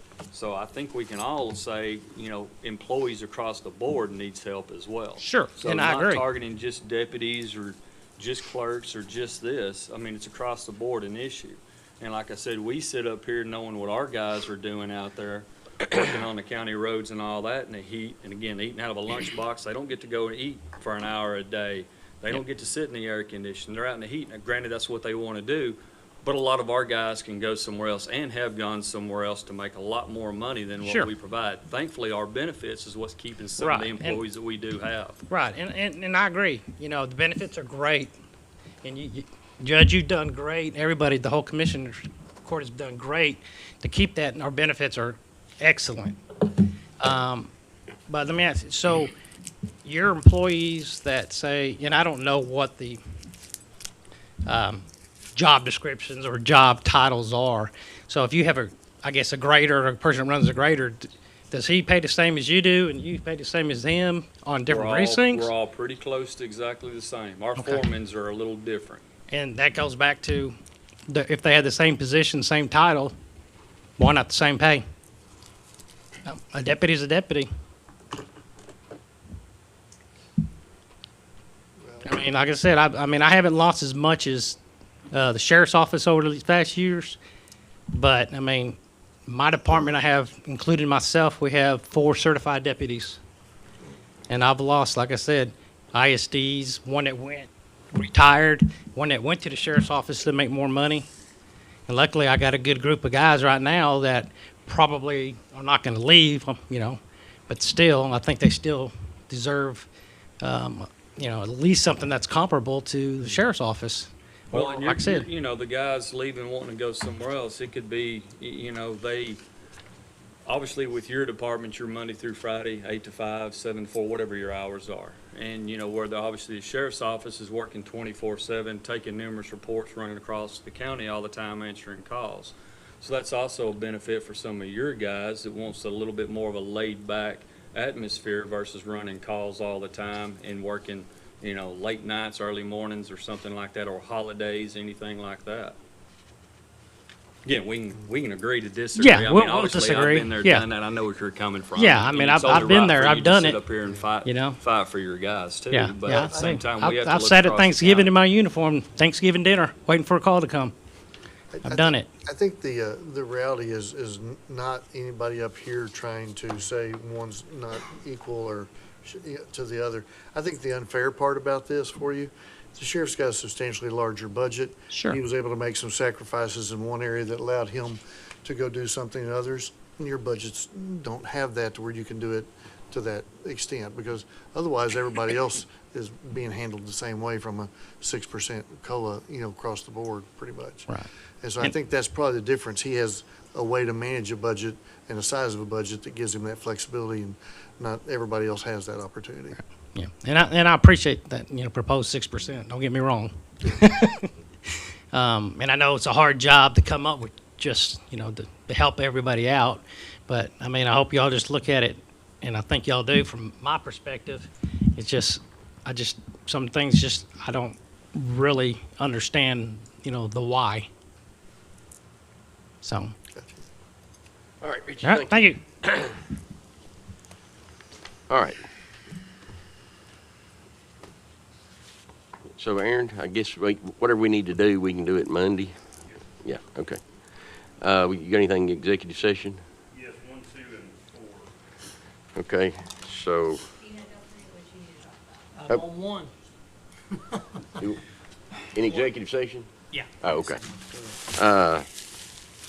So what did you, 1, 2, and 4? So at this time, we'll go into executive session under Texas Government Code 551071, 1 and 2, and Government Code 551071, 1 and 2. Well, I guess they're all the same. 4 is 551087.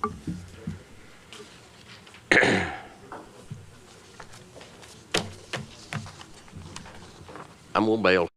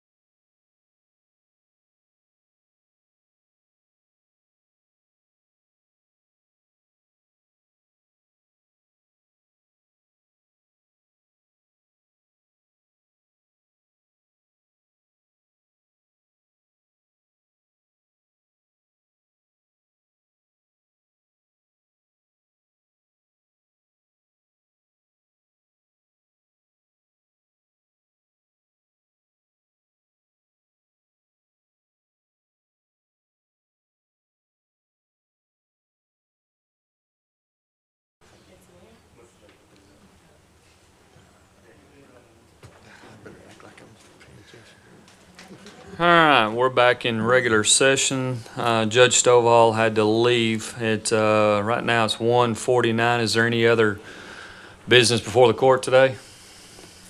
Hearing none, I entertain a motion to adjourn. So moved. Second. Motion second. All in favor say aye. Aye. Meeting's adjourned at 1:50. Thank you.